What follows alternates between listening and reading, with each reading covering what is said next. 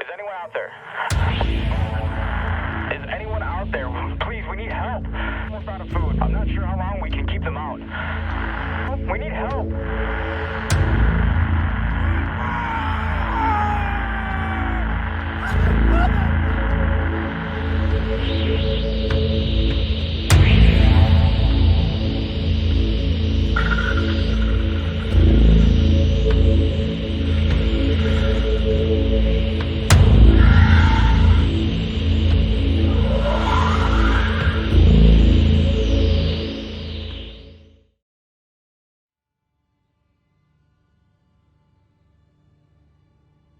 Okay, He so will not need to step foot on Arceon Station Oh, thank God. Why not? because we are seeking those resting in hyper sleep. The prisoners in Before. hypersleep. They don't have little alien. You think there's more like the ones with what's her face, the tea lady? Oh, Was no, the- no, I do not believe that is the case. I cannot infect the beast. I have to infect what it may decide to habitate in, what it may draw from. All right. I must pass these. It's food source. Yeah. Well, I no. don't know if it's really food source. It's more like it's breeding grounds. Oh God. Yeah, you nailed it. That's the ticket, right there. the person that you need to choose, like, Oh no, I They- need many more than one. and they all need to be alive and They all conscious. must I be alive. imagine. If they are in hypersleep, they will not be sought after for incubation. Do you Well, have that's ideas awful. on how we're going to convince at least a dozen people not only to Oh. let you do this to them, but then I to think- walk? I think that a dozen people would be a drastic understatement to our necessity. I Well, believe how that many is- are you talking here? I also would like I to believe point that we- out that you we need to potentially drop 4 to 6 per colony. Dozen? 4 to 6 individuals per colony. How many colonies do you need to go to? all of them. If you wish to eradicate the beast, it's every colony. Well, Also- wait, you still don't even know that it works yet. Let's just start with one, right? I'm inclined to agree with you. But One it's is 4 to the 6. great trial. Oh my lord. If it helps you sleep at night, you can say it's for the greater good. The 1 or 6 or dozen outweighs the needs of What the I have many. my room for. Thank you. It's okay. I wish to not understate this. If this is successful in its immediate trial, it will be many more. Many more. You roll into the system, which I believe is GL254. But as you come in, things do not look the same as when you left. There's no fire, there's no venting into space. Instead, the Arceon is still there. Remember, at its core, it was a metal space station. It was built to withstand in space. But what it had been covered in is what did not make it.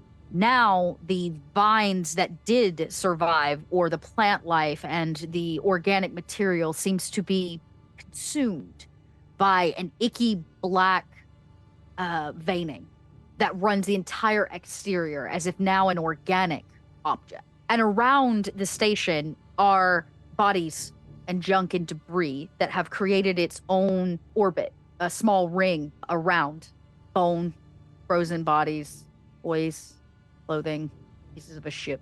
And at a distance, it looks just like a small moon with an orbit. But as you get closer, it becomes ever more real of what it actually is. You are able to keep them under in a comatose state, and Kitchens, you are able to basically put them in. Here's what I will say. It is going to take, you're able to speed it up a little bit, but it's still going to take most of the trip for Even them if, to... if we cut off yeah. like 20%, right? If just Yeah. that amount of time. So basically, the day before, they will be fully ready to go, and you could put them back under cold to keep them. Yeah. So this is what it's going to look like for you guys.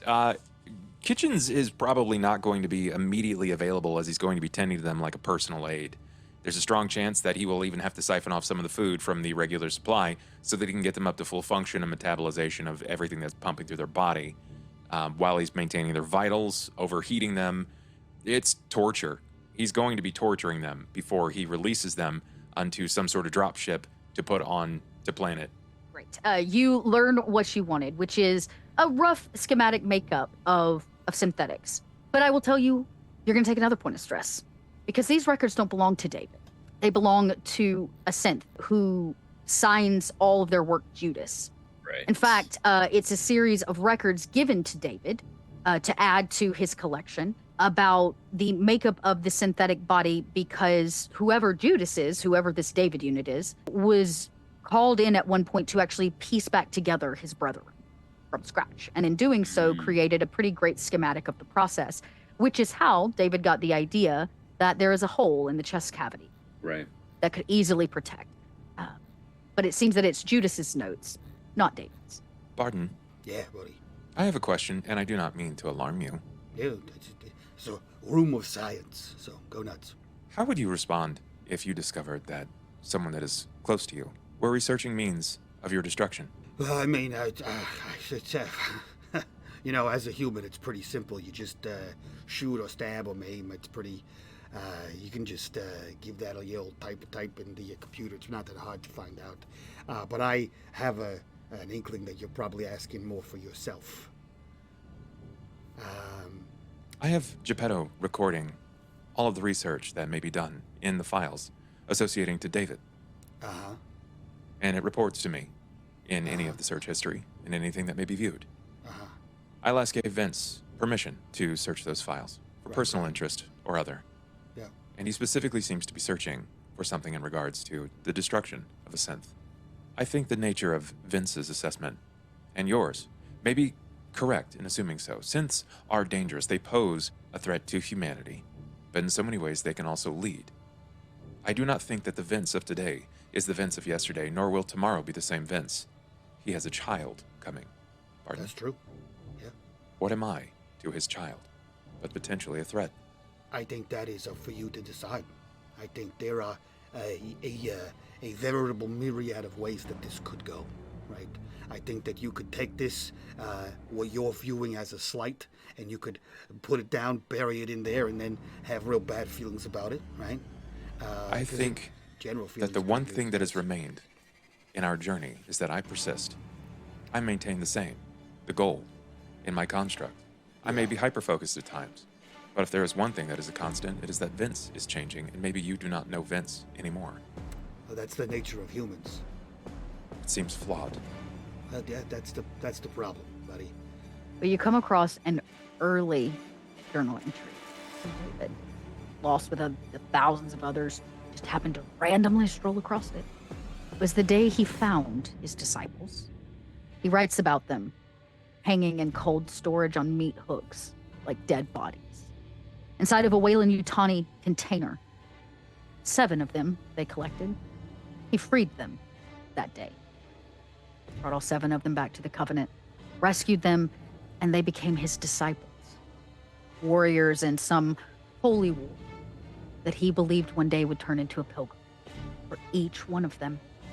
But he writes the most about number 7. Sometimes about the number 7 specifically, but more about this specific unit. Now he has special plans for him. Plans that he will never understand, and that unlike the rest of his disciples, number 7 is destined by fate. He decides to name them, not by a number, but in order, how disciples are found. And number 7, of course, is Judas. As you pull into this system, Zeta 1, you can't miss it, the Sevestapol station. It's huge.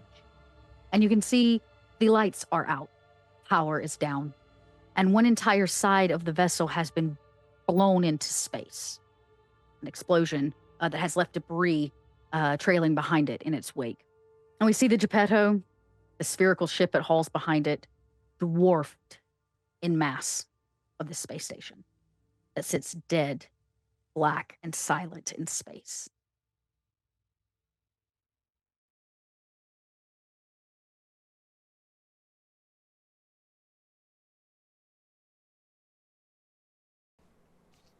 Arise, minions, and welcome to unMadeGaming. We are here. We are back for episode 3 of our Alien finale, our Alien finale campaign. This one is called Absolution. As always, if you like what we do here and you want to support the channel, the best way to do that is over on our Patreon. Link in the description down below. While you're down there, click on that Discord link. Join us in the Discord. Be a part of the community. Be a part of the conversation. And as always, in the bottom right-hand corner, you will see the corruption bar. That bar serves two purposes. One is when that bar fills. Dot, I think she's just hoarding aliens to throw at us. So I'm sure that has something to do with that. And two, every single dollar that goes into that bar, the face you're making, Bub, every single dollar that goes into that bar goes back to these wonderful, amazing faces that you see here before you. And that's it. That's all I got. I'll turn things over to Dot to try to kill us in space, as she does every week. Dot? Okay. Well, sorry, I had to get my... So I'm sitting on 2 corruption, everybody. Fuck. Just so that we're all on the same page. Sounds painful. I don't want to be on that page. You were gonna use that in another show, right? Like, yeah. Yeah, sure. I'll save that for a I, different for show. one, welcome our doom. Thank you very much. Well, we I are do getting too. closer because this is episode 3 of the final 6, everybody. 3 of the final 6. By tonight, we will be halfway through. I mean, I I feel guess like the Rin's been finale. trying to Maybe half of us will be retire for dead. years. So Yeah, it's true. We Ren could, is tired. depending on how Red is shit goes down tired. Ren's tonight. tired. We're on the same page. Yeah, I could go real poorly for all of you. But I do not need to recap because Mike put glorious effort into a recap for you. So we're going to pick up pretty much exactly where we left off. For all of you alien lore nerds, yes, I know. Technically, where we're at in the timeline, the Sevestapol station isn't there. Fell into atmosphere, burned up, and crashed into the planet. But that is based on Amanda Ripley attempting to escape it and not looking back. So, in our story, she didn't quite look back. And when she didn't look back, part of Sevestapol was thrown into the planet, but not all of it. And as your ship, the Geppetto hauling Shakespeare's sphere, rolls in after, what did we say, like 2 weeks? yeah. It was like an Yeah. extended period of time in space for travel. It was 1 week. You arrived... Yeah, 7 days. 7 days, yeah, 1 week. Oh, yep. You arrive in what is known as the Zeta 3 Reculi system. It has one specific planet. Now, this is a system, a star system, directly next door to the Zeta 2 Reculi system, which you would know very well because those are the LV planets where all this originates from. So, at one point, it was the former site of the Sevestapol, and there is a single planet that the Sevestapol at one time, I guess you could say, orbited, or was in orbit around, which is KS348 is what they call the planet. Not really relevant for this, except for the fact that part of Sevestapol is missing. Because the HUD deck that all of you pull up and you're kind of staring at, looking out the front window, down at this planet and where Sevestapol should be, you don't quite see all of it. In fact, Sevestapol is in its prime, was 3 giant towers. And that's what the HUD is showing you, that there should be 3 massive towers kind of connected. And each of these towers serve as what we would consider like a metropolis level amounts of people, like an actual small city. And you only see a single spire. This one. If my drawing is correct. Which spire that is, you don't know because you don't have the other 3 to try to... There's no, like, signage on the outside. It's, like, not like, painted to tell you. And in fact, it's in quite a bit of disarray. You can see tons of debris floating around, and the single spire that's kind of left that still has part of the bridge, actually, that connected it to another spire at one time, now completely kind of decrepit and barely hanging on. There seems to probably have been a small explosion of some kind that got rid of the other half of, or other 2/3 of the Sevestapol, because the spire now is not orbiting the way it should. In fact, it was pushed outside, farther outside of orbit. It's been tipped at kind of an odd angle. And you can tell there is no power because there is no reactor.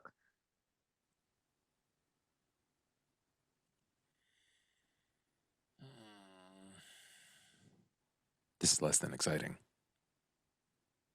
It's very exciting. As you stare at all of it, your mission has always been clear. You need a live test subject. Now, you have your human test subjects for this. They are in cold. Actually, I think they're thawing out, aren't they? They're either in cold storage or getting ready for. They are use. in comas. They are in cold storage. No, they're alive and out of that's cryo. Right. They are in comas. You've been. Seven, we so- lost one of them already. Correct. Yep. What I Lost two noted, of them. what I noted down is that we brought over 10, one of which that Rin wanted to accept because he was like causing a coup on the original station, and then Kitchen started to implant the fungal infection, and then of the 9, 2 of them died, so there's 7 that are ready and in comas. Yes. That's right. And one of them died on the table, and we woke one of them. Ren woke one of them. His name was, just so I remember, his name is right here. His name is Colonial Marine Reed. Colonial Marine Reed. Reed.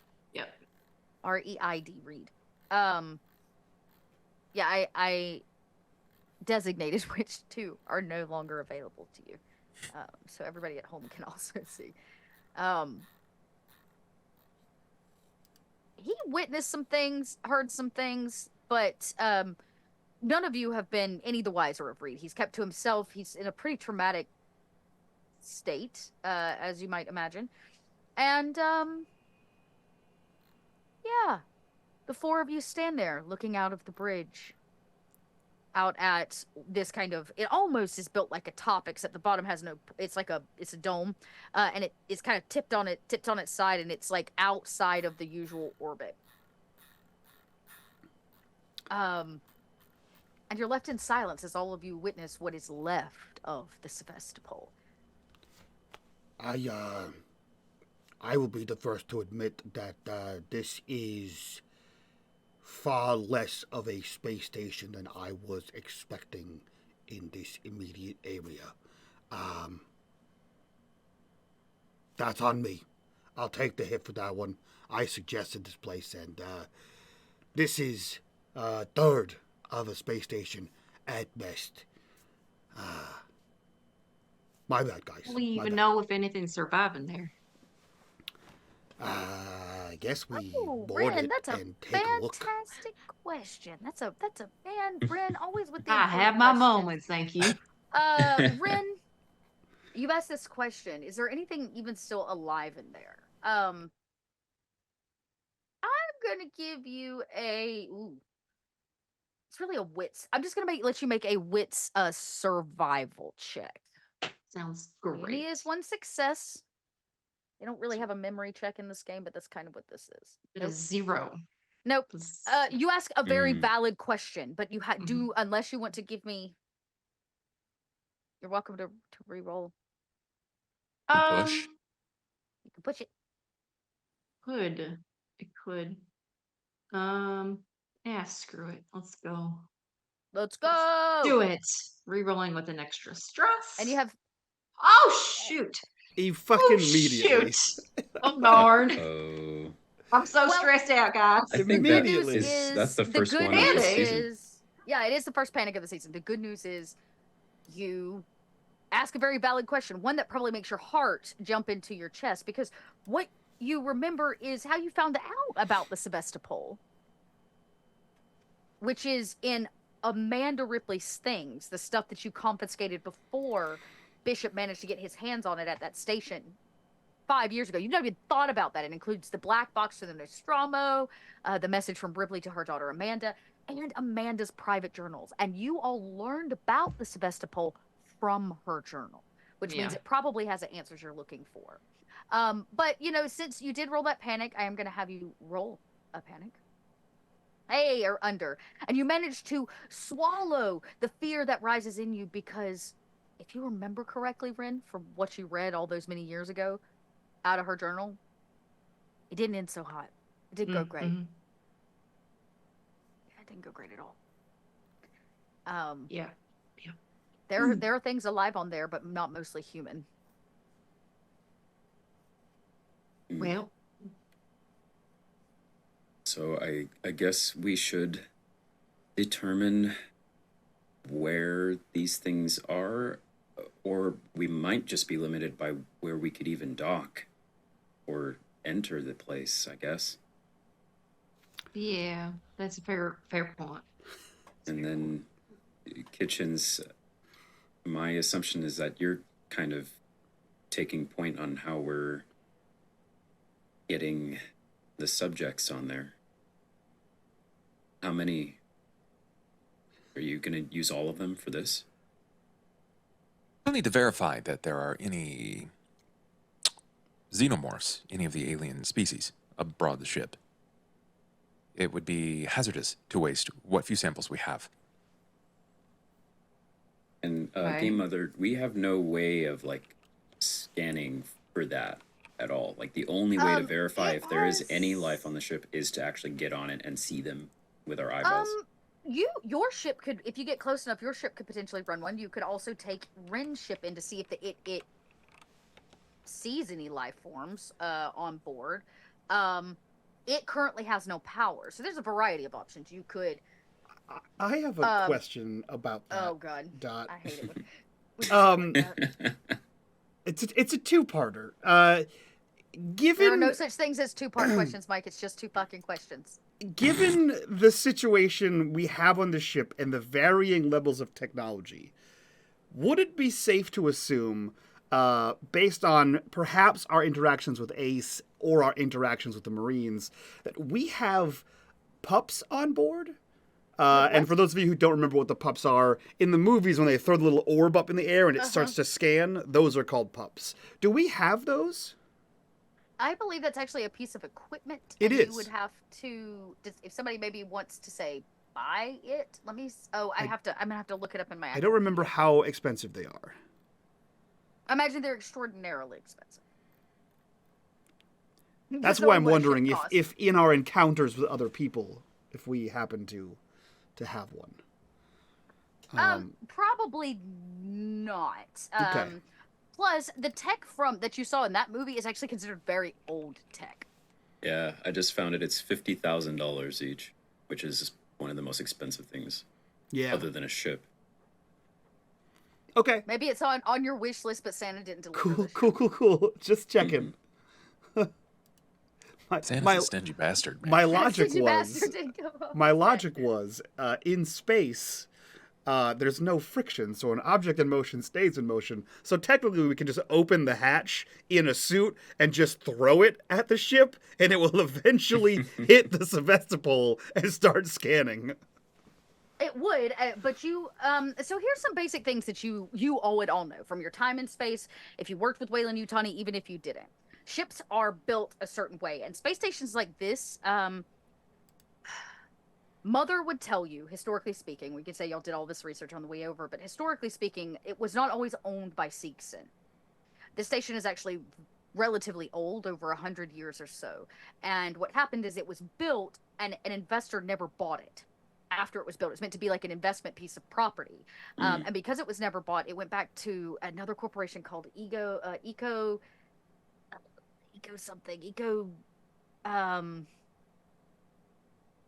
what is it? GeoFund. It's called GeoFund. GeoFund is the company that originally built it, and when nobody bought it, they took it back, and GeoFund basically turned it into a free living station. It was self-sufficient. It became this huge port and these kinds of things, but because they didn't have money, the right kind of money, in this free port coming to and from, it delved into ruin. And eventually Seegson purchased it roughly about 60 years before where we are today.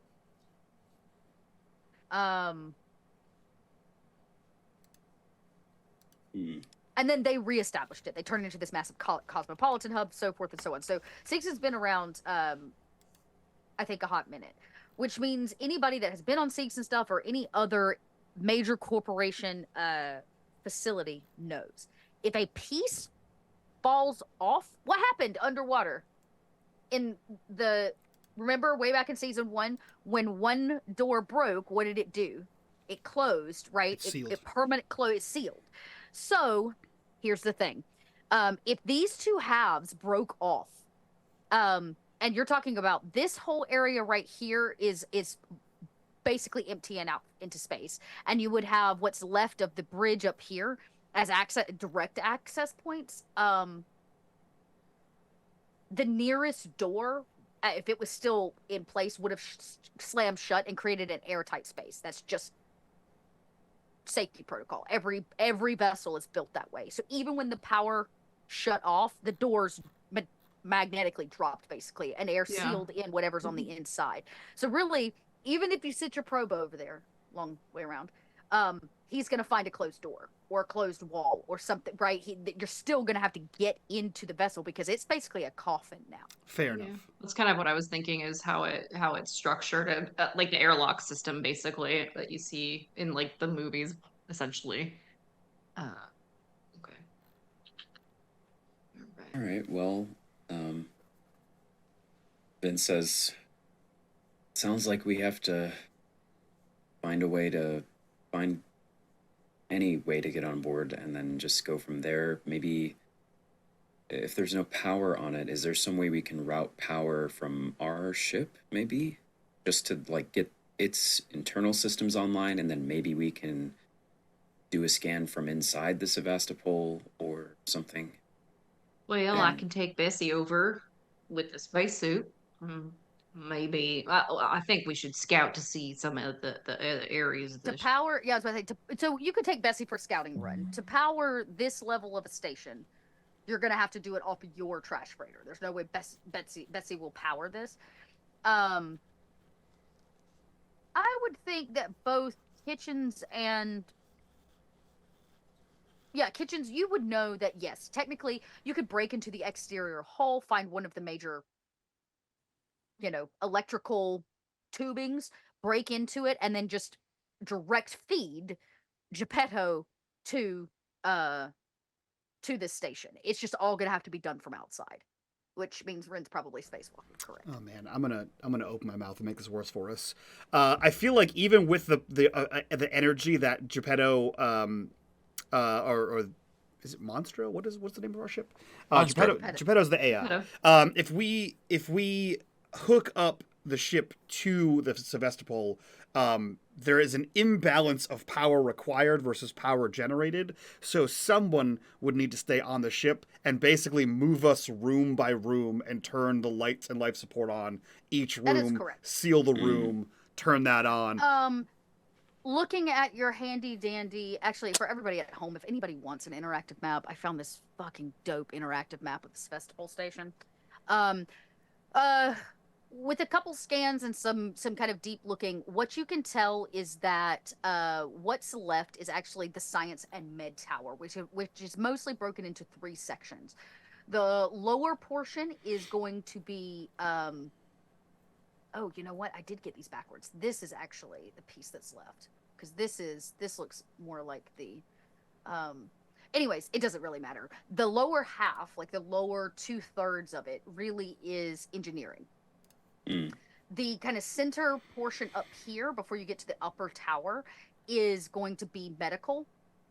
And the tip top of the science and med tower is Seegson Synthetics. Great. Okay. Where the working Joes are stored, manufactured, and put into maintenance. Theoretically, would we be able to network the grid to the Monstro and have Geppetto basically route power to specific rooms, so we don't have someone that's basically running a lever pull system? Yeah, as long as the connection goes okay, which means you're not just running a power connection, you're going to run a computer one as well. So you're going to have to make both a heavy machinery and a ComTech check. Then I think Kitchens would note that we should probably find our way through to engineering to attach directly to the grid. That way, someone might be able to operate here from the Monstro to route power or use our mother system, use Geppetto to route power for us. Okay. How complicated is that? We need to Like be you on walk me board. through it?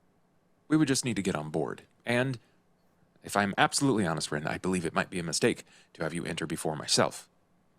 You are a living biological and a perpetual host. I am not. Oh, for my sake, remind me, are you acquiring one and bringing it on board, or are you delivering the payload to them, these 7 remaining survivors? We would need to basically verify that they're there and then delivering a living subject to the place. Calling the dinner bell, more or less. Okay, hold on. I have a question. Once we get these folks on board, I'm saying this, how do we know what's going on inside without any surveillance or monitoring? As long as as long as Geppetto stays connected to the computer and you maintain a certain level of power, you could basically play God. You can open doors, you could send power to certain areas, you could vent certain things, and you could basically wrangle these people like cattle or a petri dish and control it from the Geppetto, but you must stay connected to this piece of the Sevestapol. The likelihood is that we need to Horrible. connect to engineering, and that after we've connected to engineering, we will need to seal engineering so that no one can enter. Right. Unless they're all in engineering. We're also assuming that the entire system is capable of even being powered up. That's another issue. What do we get there? And then all of a sudden we're like, oh, guess what? All the required equipment is put, and Well, then you we'll know, and we're we'll foobar. figure out the next step. I guess let's scope out the engineering part of the tower and try to find a place to dock. I do still have the infamous PDAT that I've been carrying for, I don't know, 30 years. So we should be able to still scan local radius around ourselves for any moving entities. And in my experience, unless there's been some sort of new evolutionary hierarchy here, that the PDAT does in fact track the aforementioned aliens, as I have done so previously. So I'll bring that. I'll get a little beep boop beep, and I'll see if anyone else is moving towards us.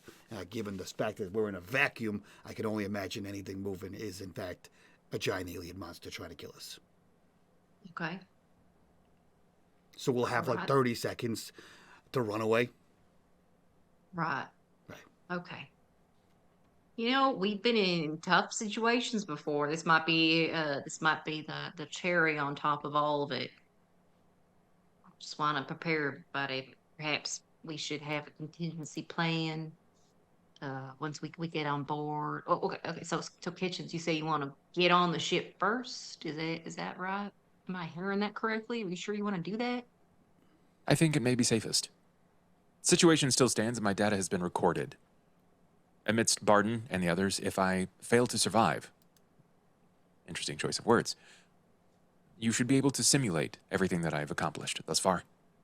But that's not really my concern. You're part of the crew, so you simply putting yourself in harm's way, assuming that these things aren't going to tear you to pieces, is quite a leap of faith. A leap of faith, but it's calculated. The endeavor's calculated. It is a shot that we must be willing to take. Unfortunate sacrifices. I would hate to die, Ren. I do not choose to do so. Sometimes these things are unavoidable. Well, find a technically place. it is avoidable if we just don't go on the station. Let's figure out. Let's find a place to dock. Figure out if we can even connect to the computer first. Then let's talk about getting on. If we need to get on, whatever. We just need to get closer, one step at a time. We all need some suits. I need a piloting check to get the vessel close enough. All right. we're getting Bessie first, right? We're doing a Are scout you wanting to mission do just a scout mission to scan everything Yeah. and see what you can see? Yeah. Then just roll, like I said, just a pilot check. This one will be significantly less risky. Okay. Hey. Right, 3. With the extra ones, would you like to ask questions? Yeah, I think since I saw that there was definitely something here, right, with my previous role, I would say, is there a way for me to determine if it has um made its way into engineering? Like, are we opening up a potential, like, 'cause we don't know what the airlock system is inside, we don't know which doors are closed or not. Um, like, are they having free reign of all of the area, or is it just a specific area that they're kind of seeming to be in? All right, good question. So, as you kind of begin to pilot around this, so you have to understand your ship is just the tiniest little vessel in comparison to this whole thing. And it's going to take Rin a bit to fly over and actually scout top to bottom, which I imagine happens in some kind of spiral motion as you kind of circle this this top from top to bottom. Or the spire. The first thing you note is you do not see by the bridge up here signs of explosion. It seems that more than likely this ripped off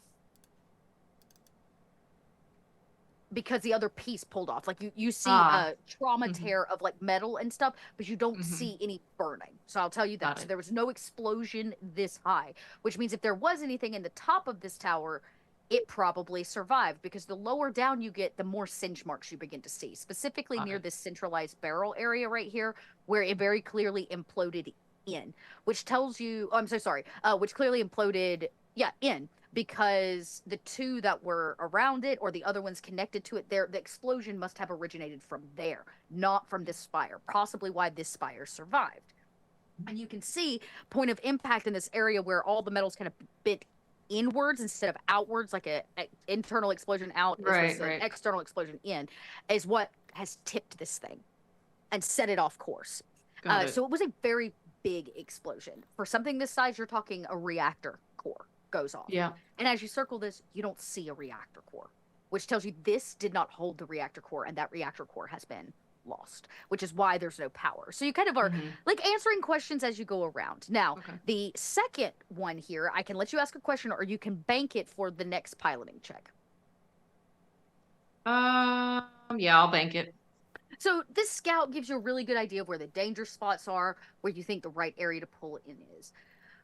What you see is that more than likely, actually, the Monstro needs to pull in underneath, because this area down here is engineering, which is where you're going to have the most access to the electrical and to the cables that feed into whatever main computer is left, or whatever system is left. It does look like as I imagine we see your like plane kind of flying in, because this thing's so huge, you kind of actually can hover nearby, and your lights from the vessel point in, and you can see that implosion inward sealed off a lot of stuff, but deeper in there is in fact a door that has come down, and it's got singe marks kind of all over it, metal probably jammed into metal, but that is sealed off. The bridge you are unsure about because it's a lot more narrow, you can't get your vessel in that. If the bridge itself did not have some kind of door halfway through, or every certain amount of steps, the door here, or the door actually connected to the core piece of the spire that's left, is not damaged, because it broke out here. Got it. The bridge broke out here. So that door is also probably sealed. But you would know, in terms of debris and safety, you're safest up top, because the least amount of damage was done there. But also whatever potentially survived could be at the top. You just don't entirely know. Okay. But you're able to kind of relay all that. I imagine there's maybe even some camera footage out the front of the vessel, so you all see what Rin sees. Let's see. Let's everybody that's watching the video feed, Rin's making a piloting check not to like bump into debris and stuff. The rest of you can make a wits awareness, or not a wits awareness. Goddamn, what is the call for this? It's wits observation. Too many systems. You can make a wits observations check, to see if you see anything on the camera feed that maybe Rin's just missing because Rin's busy piloting. Nope. Oh boy. Oh boy. We do officially have a table for this, do we not, Bub? Yeah, We I have mean, a table. kind of. It like we didn't get to touch base on it, but like, what does that really mean for just a watching? You're gonna see something. Okay. You're gonna successfully see something. Barden, at one success, you simply see what Rin sees. You see two main points of entry, which are going to be where the explosion happened and the branch off of the bridge. When it comes to spacewalking, the bridge is going to be the safest because you're going to have to remove debris. You're going to have to probably break out a welder or some kind of torch to cut away some of the debris from the implosion to get to that door. If you go to the top, it'll be a lot easier access. And depending on the power situation, you might even be able to hack that door. So that's what you see, Barden. Okay. Vince got 2 successes. Did I miss Vince's? You went before Kitchens. Oh, Vince, you see all of this as well.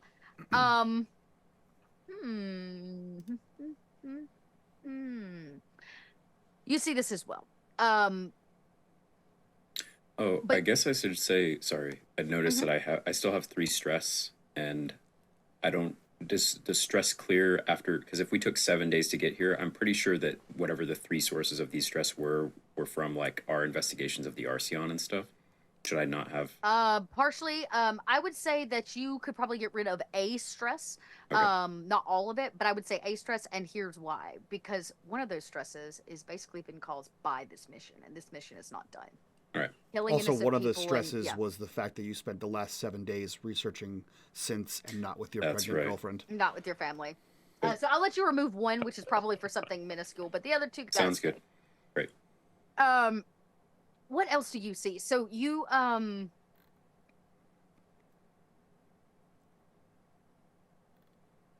see something in the rear perspective of like the 4 backgrounds of the camera shot, where Barden's looking at the tech and where's the best place to enter, and Rin's kind of showing stuff off. Your eye keeps getting drawn to the planet that's actually way in the background of this shot, and occasionally as Rin comes around, parts of the planet are shown, and there's one piece that just kind of keeps popping up every time Rin makes another loop. A very large crater. You can see it from space. And it's hard in the camera to really see, but with the 2, you absolutely observe the fact that there has been, it's I can't say it's like smoking. It's fresh. That's a fresh crater. It's not been covered by wear and tear. There's that is an impact crater, and you can see everything around it when the impact happened has died. And maybe that's what really you're drawn to, is like the rest of the planet has other coloring and things like that. But this crater, the making of this crater, affected thousands of miles around it. And you can see it from space. I think Vince asks Rin to sort of circle and stop so that we get a viewpoint of the crater direct front. Yeah, and at first, Rin, it's like, what is he trying to... And then you realize when you kind of pan to the side, and he goes, no, past the ship. And it all kind of comes into view, and you all see it. The crater. You're not able really to deduce what it is, but there has been high and heavy impact, what we would consider a meteorite or something from space, from outer orbit to lower orbit, and then to surface side, that has really impacted this planet. In fact, you might even see debris where it like blew rock back right off the planet, because that happens sometimes. That won't burn up in that because it's coming out into space. When something hits hard enough, it actually creates a blast radius. Maybe there's like rock debris and pieces of the planet off in the distance, but you can see them floating there. What it is, you don't know, Vince. But her Kitchens, as she makes these rounds, and they're like questioning the impact of this. Actually, you know what, Barden, I will make you make a science check because you're a rock dude. You're rock. That's what you do. This is I literally am rock buddy. dude. You this are is a the rock rock guy. science thing. I'll let you make a special rock. Now that it's pointed out to you, Rock dude. Our That's seasonal rock technically dude a role. right planet is just a rock, right? That's true. It's not a rock, it's a boulder. Oh, well Nice done. boulder. That's well done. We used to ride these babies for miles back in the day. A single success. As you look Wait, kind of down and he points it out and we get a better no. Did you? Yeah, he didn't make it yet. There we go. Oh, And you're right. That's wait, and so you just rolling rolled observation again. Oh wait, what should did you? roll Did you not want science. observation? No, it's your science. Oh skill. shit! I'm sorry. Which actually there is not a science skill. Yeah, What it's is it? observation. Oh, is it? Tech, Yeah. or Okay. yeah, I guess looking at rocks would be observation. Yeah. So I guess that's analysis true. is the So I'll take the okay, the second one's the one you made with the pen. Yeah. Okay. Yep. You know that without a shadow of a doubt, that absolutely is a large object that impacted from space. Considering the fact that 2 spires of this are missing, and the way the debris is and all of that, more than likely the other half of this station, Sevestapol, smashed into this planet. And that doesn't just happen accidentally.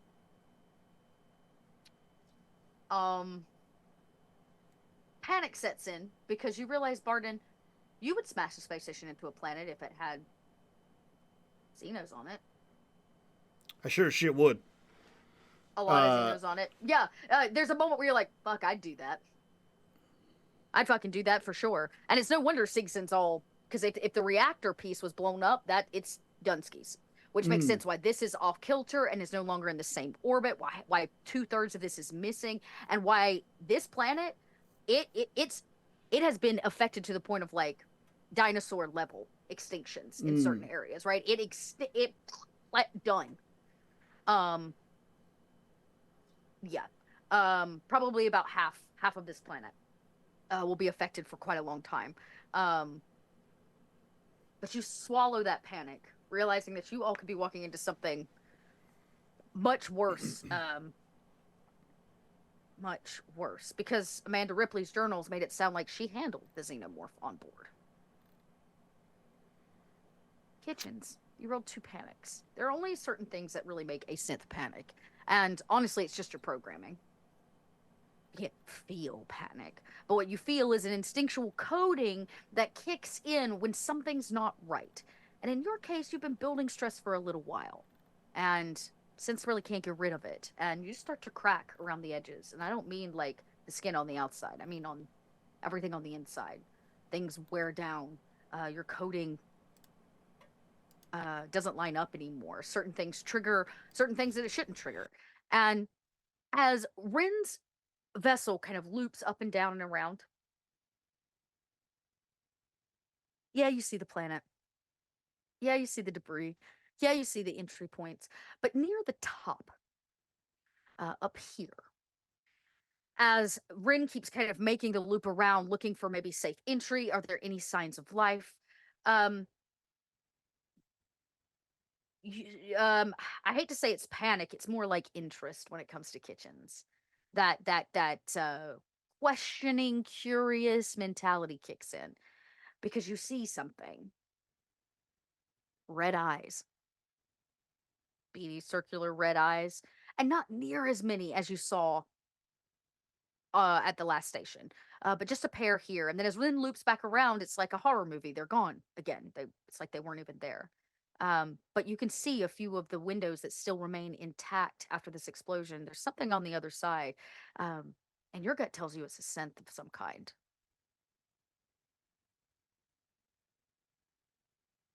With Ren flying around, am I aware that she had Amanda's journal? It would be on the ship. You have all of Amanda Ripley's stuff. Is there... Would Geppetto have a public knowledge of anything Sevestapol related? Oh, yeah. The public records are there. What actually happened to the Sevestapol, the truth is, it's in Amanda Ripley's journal. So you have the I'd mother like to version. scour. I want to scour the mother version of the Sevestapol advocates log, looking for individuals of interest and seeing if there was a reported synth on board. Kitchens, as you begin to pull this up, you find a much scarier rendition of that, which is that as before Siegson purchased this, and it was kind of the Sevestapol was going downhill both financially and was in ruin. When Siegson bought it, they filled the jobs of for people who weren't there, the lack of people, with a new kind of synth. It's not meant to look human. And you would have absolutely have heard of them before. They are called the. Oh, I'm gonna get it wrong. They are called the. Why is it? It's on the tip A of my working tongue. Joe. The Working Joe. I knew Joe was in it. It's called the Working Joe. They are. They are what you look like when you don't have the skin and flesh. And they're meant to look like they're kind of blue or kind of whitish of skin, and they're not meant to look human. They're meant to be a workforce. Here, I'll show you. I found an image. I'll drop it into Discord. Actually, I think I can do it in Zoom. Nope. Oh, nope. And this station not only became one of the number one stations with Working Joes, keeping it functioning, it also had a facility that made them, that fixed them, that manufactured them, and that basically kept a regular population of Working Joes on this station to mitigate the lack of funding, because you don't have to pay a Working Joe. They're so fucking. They're almost as creepy as the alien in that game. They are a problem. You don't know that yet, but they, and their basic function. They're programmed to do a thing, or to function in a certain way. Still programmed with all the safety regulations that say do not harm humans and these kinds of things. But they are a much more simplified version of you, and made by Siegson. Sure. But their eyes should not be red. Was there a count? Oh boy, howdy. So many. Let's see. That's a really great question. Like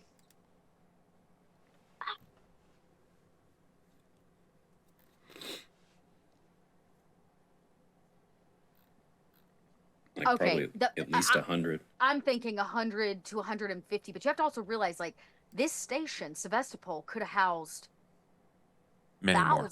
Yeah, many, many more. So as what you probably see is, if you're looking at like a population thing or some kind of like census of who's been on board over the years, you would see that the amount of actual humans decreases as the Working Joe android numbers increase. Damn, that was hard to say.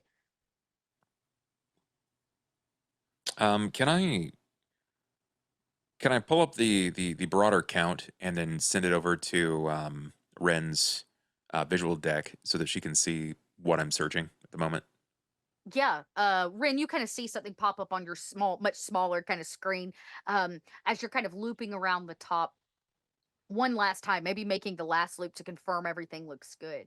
And Kitchen sends over this. Really, it's like a blueprint in a way. It's just exactly what I dropped in Discord. It's kind of like a front, side, and back layout of what these Working Joes are, these Siegson synthetics. And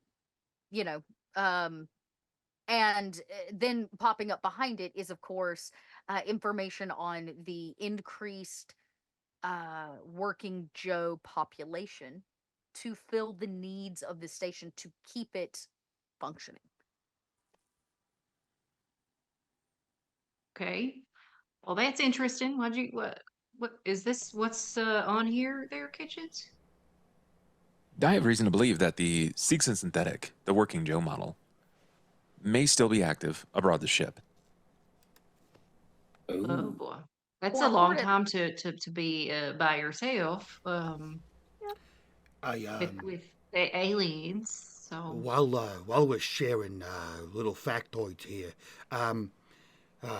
Vince pointed out that there was a bit of a crater on the planet side, and I could not help but notice, based on the trajectory vis-a-vis telemetry, etc., that I think that the spire there that have broken free crash landed into the planet, and it seems deliberate. And as someone who has tried to destroy a space station in his time, I would guess that there may be aliens, in fact, on that planetoid down there with the chunks of the Sevestapol station. And given the fact that there are a large number of synthetics that have been abandoned for a good portion of time, maybe we go to the planet. Just putting it out there. Yeah, how would they survive what you would describe as a very, very substantial crater? How would they survive an impact like that? All of our data says that their skin is basically metal, so and they can survive in the crushing cold of a frozen planetoid that we were on, and area of research indicates that they can also survive the crushing vacuum of space. So, if they didn't burn up in Atmo, then I do think that they could be on the planet. You would know that part of the Sevestapol's original purpose was to mine the atmosphere of that planet because it's a gas giant. Mm. So you actually don't even know how safe it would be to even go down there, but one of the purposes of it orbiting this planet originally was to mine these gases and these these metallic gases and rare minerals and things from the cloud layers of this planet. Actually, I thought that Kitchen said that he needed a more controlled, what would you call it, environment. Controlled test state. That thing, yeah. Which That would is not be a planet, The right? planet would not be. We have no Okay. way to know how large a colony would be on that planet. That is correct. Yeah. Okay. And there are technically already monitoring capabilities on this portion of the station. Well, we're hopeful, at least what's left there. So contingency number 2 would be planet if there's absolutely nothing here, I suppose. Yes. Yeah. That's a good plan. That's a good plan. Okay. I would say Kitchens, as you figure this out, that they had on board this kind of these these synthetics that worked for them, these working Joes. You have a blueprint of this station and all its like sections, just like the one I sent over, and you would know that at the very top, it's not just gonna have synthetics. That is the actual that's where they're manufactured and stored. That is the manufacturing plant for them. At the very top where that bridge leads in. This may present a very unique opportunity. So This is an opportunity for us to potentially enrich our capability with the Seegson model working Joe. I understand that it may make many of you very uncomfortable, but having more hands capable of doing the things that yours cannot may be incredibly useful. That being said, this may be a plant where they are made, a factory. Or at least it may have been at one point. But I do not know how many of them have been compromised, have been fractured. would Well- they be? Would we be able to restart them? How would you put it? I don't understand so what are the primary differences? They're not anything like you, I'm assuming, correct?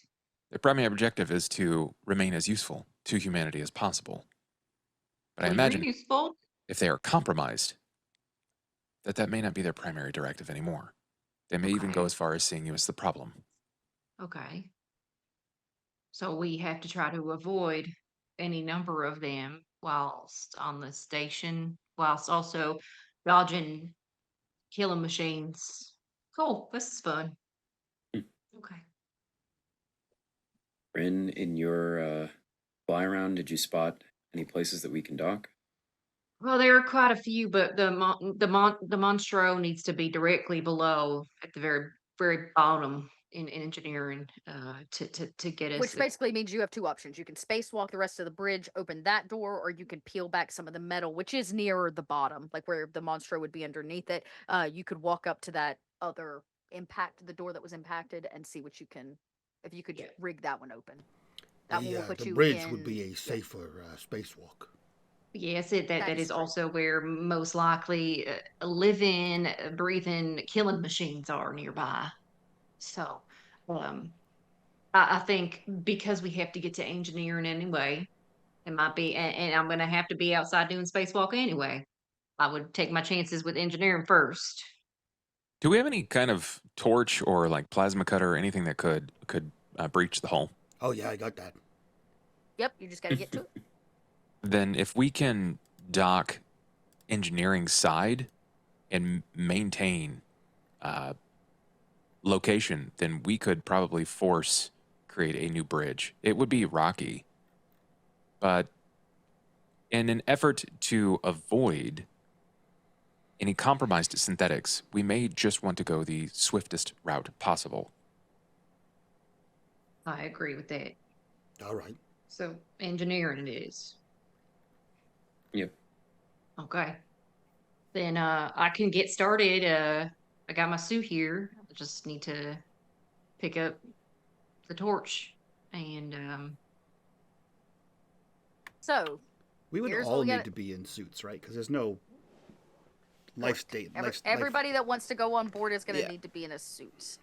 And I'm still, well, it depends. A lot of this is like, which door are you coming in? So let's start with the basics.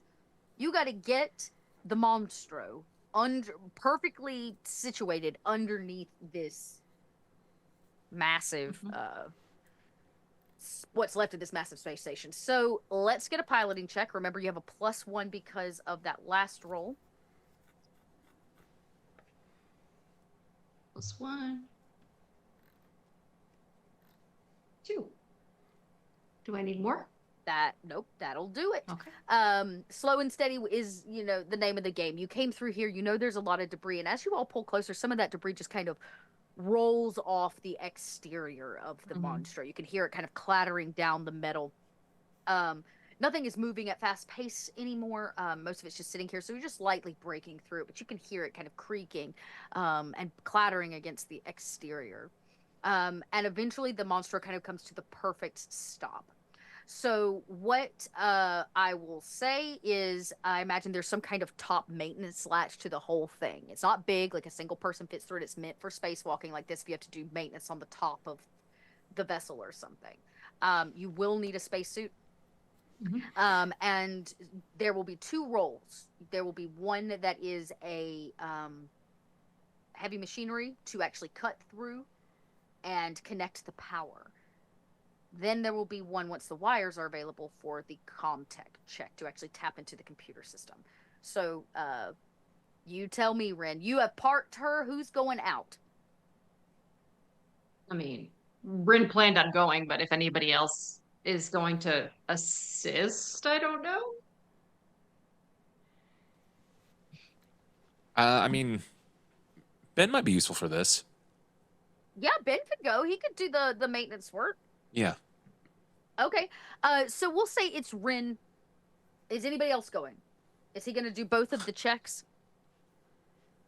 I will. So Barden's not going, but he has been lugging around an olive drab military style bag. I literally mean dragging it on the floor. And when Ben comes over, he does unzip it and pulls out a small, full acetylene torch and hands it to him. And he says, "Hey, I got a spare cutting torch over here if you need that for breaching the hull. If you could bring it back when you're done, I would. It's good for exploding aliens, I have found. So, here you go. You get a curt nod and acceptance. He's not keen on fighting too many of these himself, so yeah. Plus, Right. he doesn't want to fight them. That gives you a +2 on heavy machinery. Sick. Helmets up, puts this big welding machine, like this basically a furnace on his back.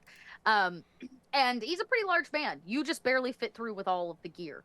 And when you and Ren get out, you basically can just about reach up and touch the bottommost portion of the dome right here.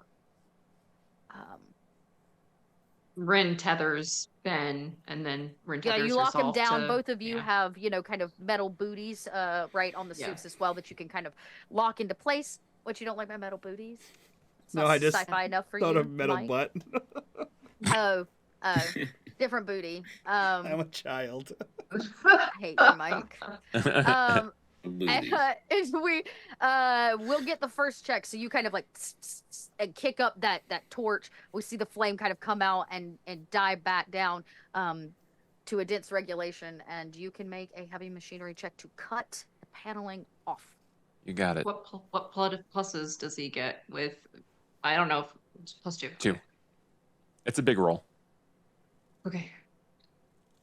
Huh. He's gonna push. Yeah, he is. Take that stress. Roll again.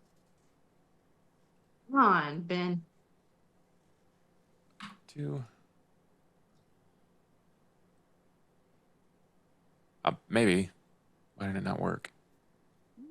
I'll try that again. Yeah, give it another run.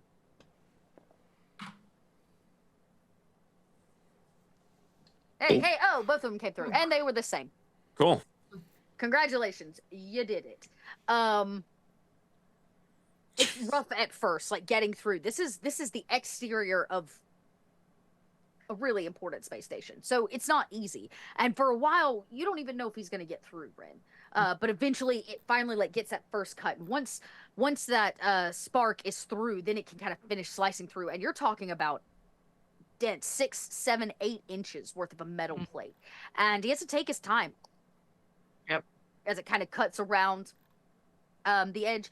I'm gonna use a corruption bar No, because why would I not? not on poor Rin? Ben. Bye, Ben. Yeah. Oh, absolutely not. I will. Y'all brought him into this. You could have Ben's left him on got the ship. kids, Dot. I did For the say the kids were kids! gonna be harmed. No, let's start with just a wits observation check from Ren, since Ben is like face up, like kind of hammering through this. Of I mean, course. Ben's kid's like 20 something. Are you now. kidding me? I cannot with you, real 20. I'm stressed out. Perfect. That is stressed out. I'm gonna re-roll. Can I re-roll? Okay, take a stress. Push. Yeah, push. Oh. Take a stress. Reroll. Listen, roll 20. I don't want any of your bullshit right now. Thank you. Okay. None of that now. Okay, 2. Nice. It's a good thing. It's a good thing, Ren. Because as he's up there and you're kind of watching too, like waiting, and out of the corner of your eye you see something. A Oh, piece no. of metal debris. Oh shit. It's spinning through space and it is on trajectory. And you Yeah. see it out of the corner of your eye just before it's going to like barrel into you and Ben. Mhm. Since you saw it, I will let you use your spare success to take an action.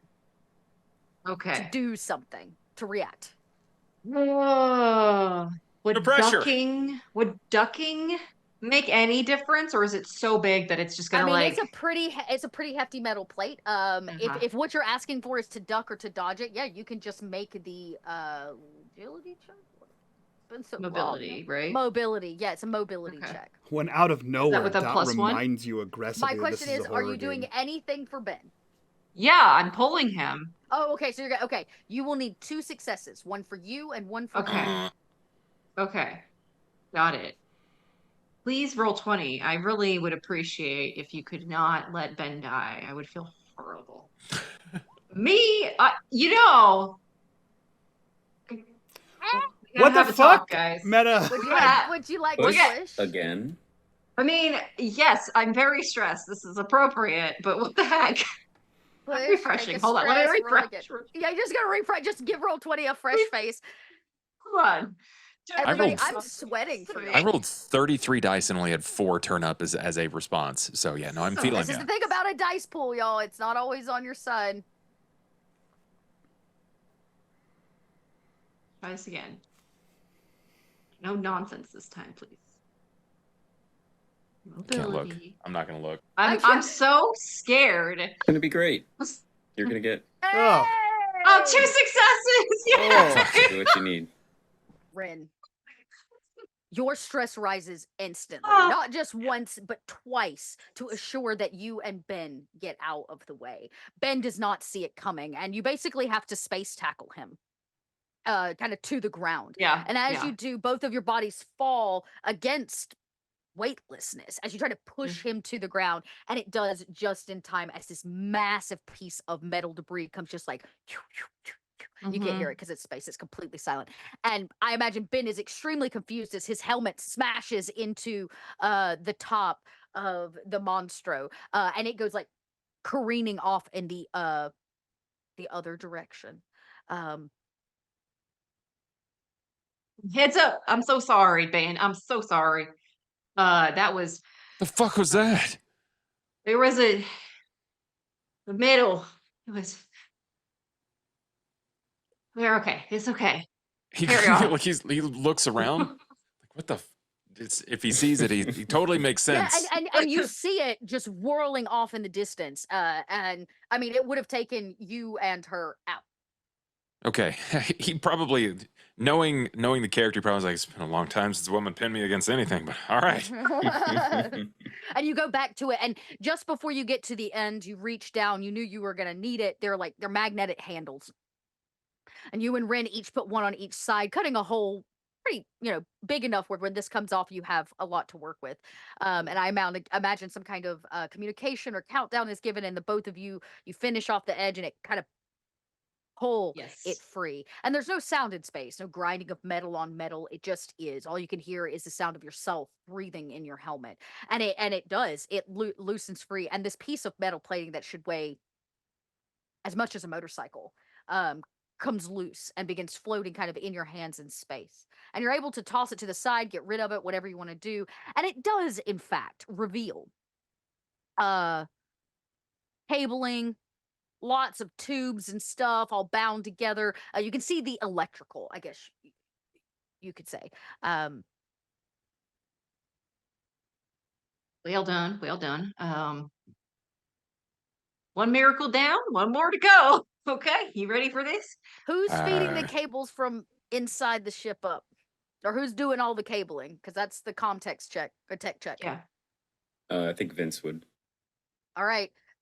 Vince joins all of my you. job's done. I'm gonna go Yeah.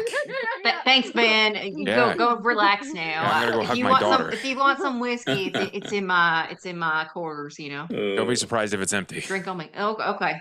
Drinks on me forever. You thought Ben was staying out here, but as soon as you kind of crest up, hearing that it's free, Vince, you see that something happened. He's already heading back to the ship.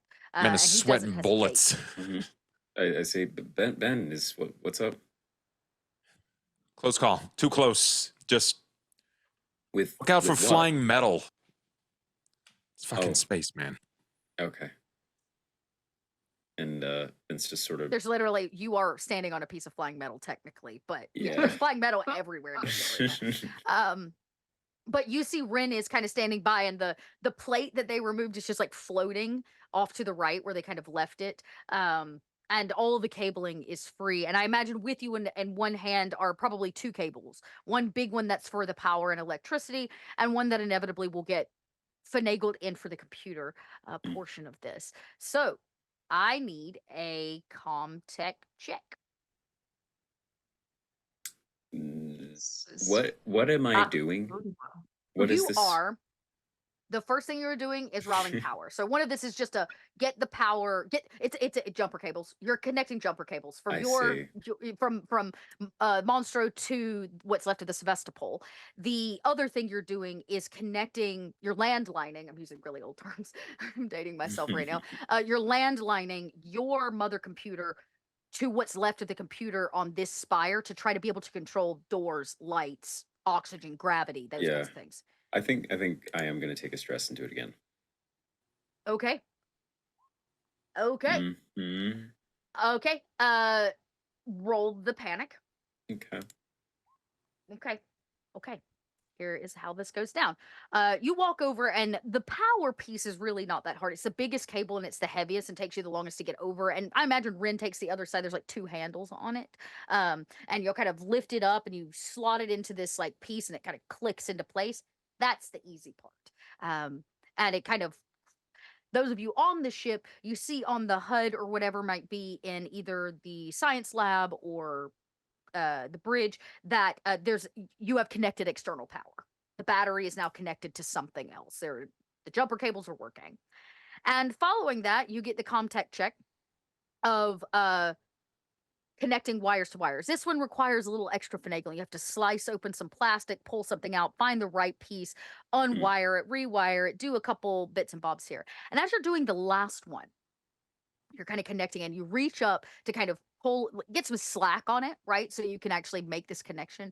Your hand touches something soft, sticky, gooey, even. And as you pull your hand away, there is weightless goo from something on the other side of the cables to the tips of your fingers. And you can't splatter it off. It just goos up in space. There's no gravity to pull against it. And it kind of sticks on your glove, making it hard. And there's a moment of panic when you realize what it is, that you've seen this goo before. You've dreamt nightmares maybe of it. It's the same, not black goo, but goo that was all over the eggs. It's more like mucus. That's the word I want to use. It's like mucus. Yeah, and there's a moment of panic. And you manage to swallow that panic because you're so close to achieving what you came out here to do. But Rin, you catch Vince kind of staring at the sticky mucus on his hands. Xenomucus, yeah. Yeah, I hate it here too, Mike. You okay there, Vince? I just Oh, show you my hand. it's okay. It's okay. Everything's okay.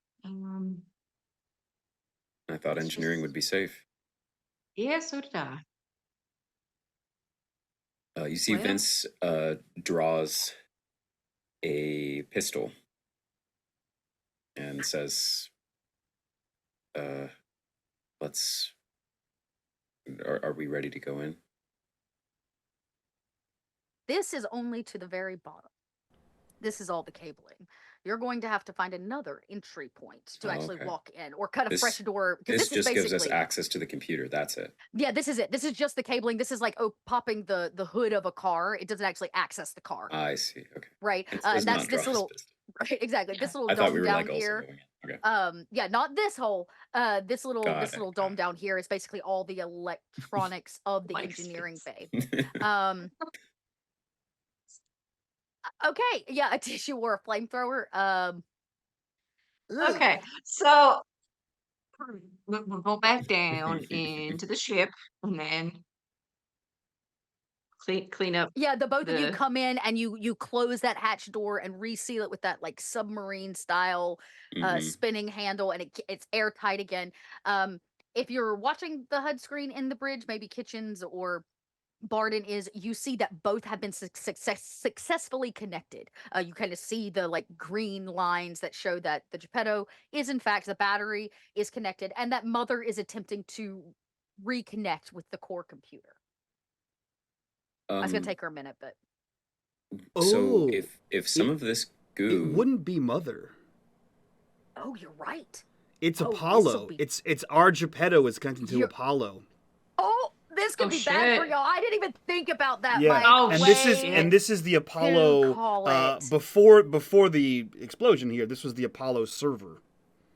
Yes, that is right. I don't know what that means.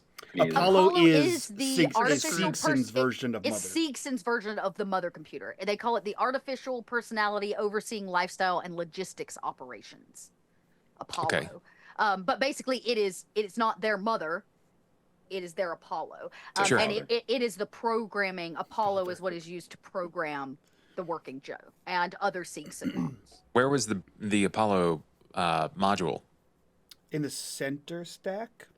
So it's not correct. It is technically not there. So that is correct. So this bridge, if we actually look at the map, the interactive one, you can see it. The green tower near the bottom is what you're hacking into at the moment. The pink area that says Sevestapol on it to the left of the purple, that is the Apollo core.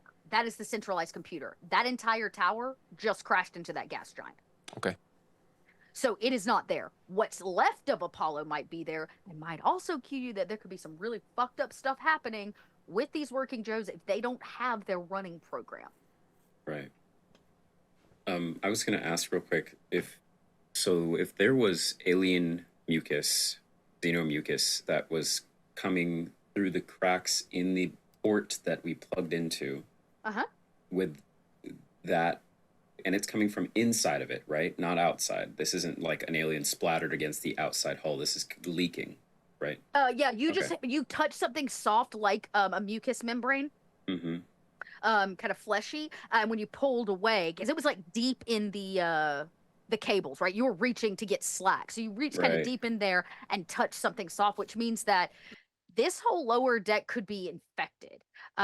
Vince, you just left a space station where the XX-121 resurfaced the entirety of that space station. Like it grew into its own thing to create a livable ecosystem for whatever was on board. So left here for 60 years. Vince would, returning to everyone, say that the computer is connected, and then also say to everyone, but specifically Kitchens, that Vince will still hold up his hand before he cleans it, and will say, "There's a good chance there might be something, or a nest, or something, right here at the bottom of engineering." I got a corruption bar here at the end. Oh my gosh. Thank you. Oh boy. Oh, I'm sorry. I got 2 corruption bars. That makes Oh it boy. 3. Thanks. Thanks. Thanks. 3 little skulls for all of you. Okay. Now we try to flip on the computer and do what we're dealing with. Well, Yeah, are we going to be able to Geppetto's communicate? been basically jailbroke, so we don't have to worry about much in the way of confliction, especially if it's not attached. We're essentially just trying to reassert control, so it shouldn't be that complicated. There might be some Basically, connectivity issues, but not super complicated. Correct. In essence, the doors don't open without a computer system. Like a computer doesn't run without a piece of running software, and without the Apollo, there isn't one. So you're basically just you're asking mother to run a diagnostic and connect with what she can to be able to open doors, run lights, fresh air, those kinds of things. Sure. Then that is what I will usher to the Geppetto to partition power and to allocate for the new connected service cables. Mother probably comes back and says, "Is there a particular area you would like me to power? We will only be able to power certain sections at a time due to our limited battery supply and the size of the station." Begin with engineering, the primary point of touchdown. We'd like to assess the situation there, so please report on environmental status of engineering. "I am running a program now to take control of all power inside of engineering. Please give me T-minus 1 minute and 37 seconds to process this request."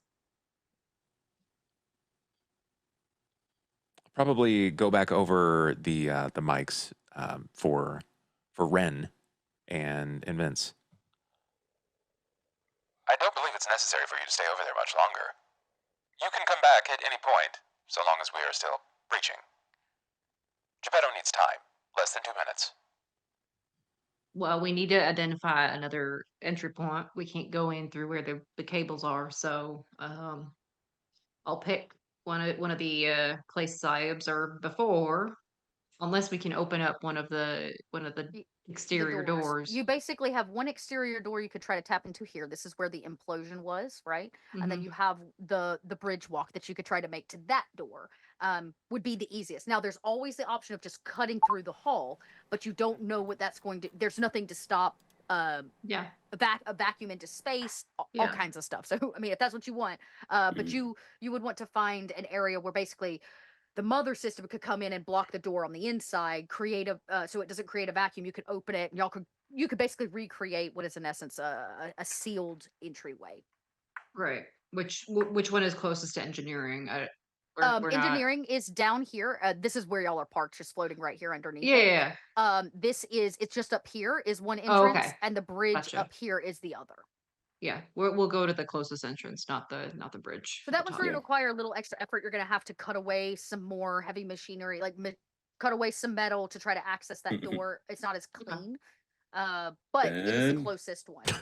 No, not bad. I learned some things. I can do it. Vince says. Are you sure? You don't have to do that. I could do it. Okay. No, let's do it together. Now, here's my question. As Mother finishes running this diagnostic, how are you getting the people from inside this ship onto this ship? I imagine the same way that we'll get on the ship, so through that lower section that we're about So to whatever carve an door entrance you into. make is the one you're going to move them through. Probably. Most likely. The easiest thing to do if you're going to have to spacewalk it would be to take Betsy up to near it and then walk from your ship just to that area, cut away the stuff, and then you could use that small ship to slow teleport, because a walk from here to here Okay. on the actual exterior is Sure. that's fair. that's a hefty walk and a very dangerous one. Yeah. Where you could use the ship to get it much closer and deliver them straight to that area once you cut it free. Got it. Okay. Can do. Piloting? Will be a piloting check to get you and Vince over there. Okay. As they kind of pilot up and around it, you come out the bottom of the monstro. And Geppetto eventually, I say Mother, but Geppetto, as y'all are traveling, does come back to you, Kitchens. Diagnostics run. Power turning on in 5, 4, 3, 2, 1. And you see, well, y'all can't see, but if you were at a distance, you would see lights begin to flicker like bad fluorescence in a waiting room of a hospital. Certain areas kind of like as if it's trying to come on. Maybe there's damage on the inside. And some of these windows actually do light up. You can see through it now, that it's not just one dark void. And it does seem like this lower half has some level of power. The thing you do see is this little tiny point right here, and there would be one on the opposite side. Much like we do for airplanes, we mark things with blinking lights. A couple external blinking lights come on the lower portion of this to kind of signify it. And you see it as you're kind of come up. Go ahead and make the piloting check.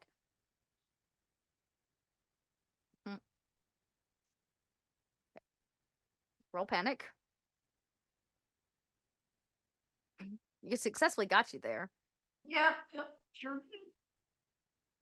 Okay. It was a 1.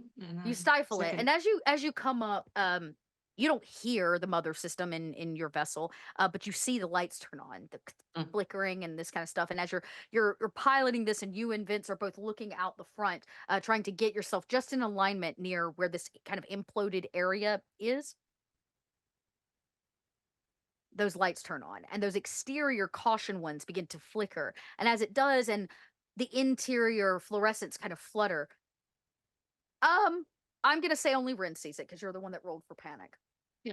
A dark, fast silhouette bolts past one of the flickering windows at fast speed. Movement is what you see, and your gut wrenches out of sheer survival instinct based on the things that you have experienced. But you manage to swallow that down and get get Betsy right in place, where the back end would basically lower and drop open and allow you and Vince to straight walk towards this area that's going to need some heavy machinery work. Uh-huh. She says nothing to Vince in this case because she needs him to focus.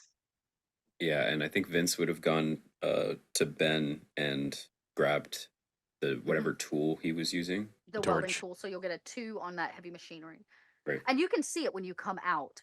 What it looks like has happened is just a large. It's like taking a bite out of an apple. A whole chunk of this is just missing. You can see empty floors and decks and things that are out into space. But because it was imploded in, all of that metal like came in on itself. And you can see what Ren sees. The lights on the bird shine back to give you, and probably one on your helmet, give you a good look. And you can see there, it was probably a hallway of some kind that has kind of collapsed in on itself. And there's a door on the other side of this kind of mangled metal. All right. Vince will make Begin his cutting way. away. Yep. What does Geppetto return back to me in regards to the environmental status and occupants of engineering? Go ahead and make that check. Rin lets you probably know that they're in place and work begins. And eventually, Geppetto does come back and says, Kitchens, I ran diagnostic on the engineering decks. It seems like there is excessive movement. There is most definitely living creatures on board, living beings on board. I would immediately alert them. Potentially hold the excavation of that door. What? I'm holding this torch. Appear to be, according to Geppetto, there appear to be many, not as in few, not even as in singular, but many moving species on the other side of that door.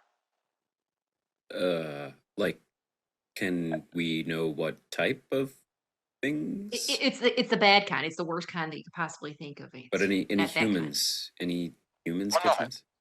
Geppetto, what is the response in regards to the organism? Are they human or other? I cannot tell from here, though I will have controls over cameras on this deck momentarily. From what I can tell, there are multiple living creatures. They are moving about the space. It seems that the electricity has stirred them, much like bugs or moth to flame. Hold that thought. We'll find out in just a moment. We're gaining control of the cameras. From what I can tell, now that the power is back on, engineering's temperatures were very, very low. It was cold on board. It seems that regulations have kicked back in to turn the heat up, one might say. It should be a perfect 70 degrees by the time they get in. What is the ETA on camera status, Geppetto?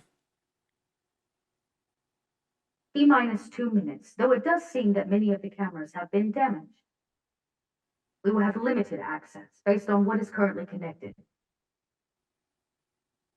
Is there at least a single camera that still seems to be functioning?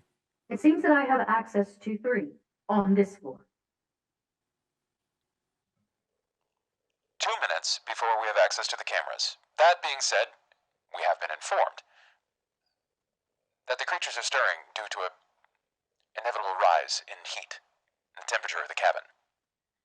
Right. Vince just sort of shoots a look at Rin. Okay. I get Ren, it. Vince, on the other side of that door is probably Xenos. There's no in between. There's kind of like, there's about 7 foot of what would be considered ground and a little bit of metal hallway, right? But that's what's all been collapsed, and that's what he's actively cutting away at, not the door itself. He's got to get the kind of mangled metal that collapsed in around this door free so you can access the door. But from what Kitchens is saying, more than likely when you go through that door, you may be stepping in on something. So the door itself would still need to be opened. We can still work the metal out of the way. And now that power's on, you might be able to open the door the proper way using Comtech. You just got to heavy metal or heavy machinery away the debris. Right. Okay. That's what I was just making sure. Okay. So Vince, we'll just get the debris out of the way, and then we have to come up with an alternative method to deliver the anti-alien fungus inside of this station. Unless we can just open this door, push them in, and then close the door really quick. Won't that vent everything? Oh, We have to set up some kind of an airlock, essentially, a makeshift one, like we did when we were on the Covenant. And Technically, you might be, she might, Mother or Geppetto might be able to do that for you since she has gained control of a lot of this in here. She might be able, the nearest door, she might be able to, yeah. right, airlock you in. What's between this door and the next door, that's of question. But yes, there will be an airlock system that is basically worked in so that y'all, not everything gets vented out into space. Got it. We wait for camera access. Yeah. Okay. This is me. Geppetto, can you feed the camera feed directly into my my WMCD, please? And Barton pulls out what looks to be like a spray painted Rubik's Cube, because that's the prop from the movie. No shit. And puts it on the desk and hits one of the cubes, and it like makes that wireframe monitors appear around any camera feeds that Geppetto has. All right, let me just. I wasn't gonna do this, but we're getting there, so I'm just gonna do it. No, don't do it. I'm gonna. Oh, I'm gonna. I'm gonna. Don't do it. I'm gonna put a map up. Now, there's a large part of engineering here that is not. You've basically got two main floors of engineering. So what I'm gonna do is load up the first the map you're coming in on. You're coming in on the upper, and you'll be able to go down through everything. So, I had not planned on putting this in, but here we are. Here we are, breaking the rules. I need to do it on a map layer though, where it's not helpful to any of you. Okay. Let me drag you over. I got to get it sorted. Y'all gonna have to watch me work for a second. But okay, so here is back up. Sides are down. Here is what we have of this deck of engineering. This piece right here is not available. That is gone. That is actually what connected to the reactor core from engineering, right? This whole piece is gone, gone, gone. So basically that doesn't exist. This is the floor you're basically tapping into. And Mother comes in, or Geppetto, and she says, I have acquired access to 3 cameras in the engineering floor, 2 on the maintenance deck and 1 below.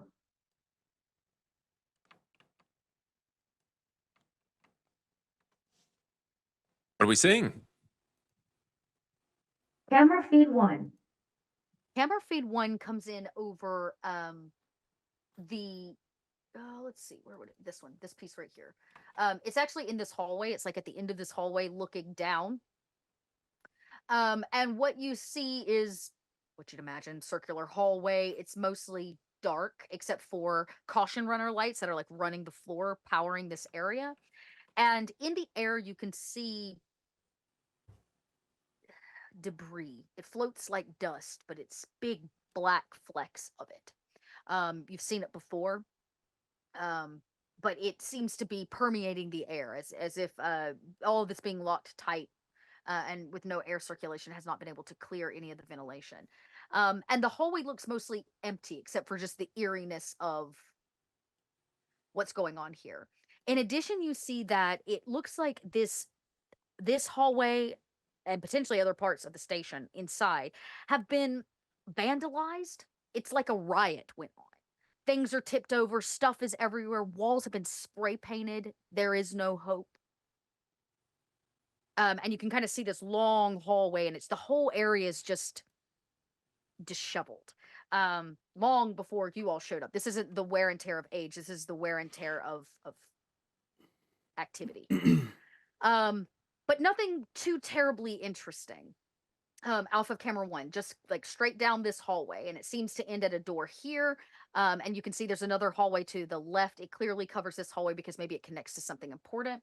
And I imagine that Geppetto says, This seems to be a camera on the hallway that connects to the central reactor core, or at least what is left of it.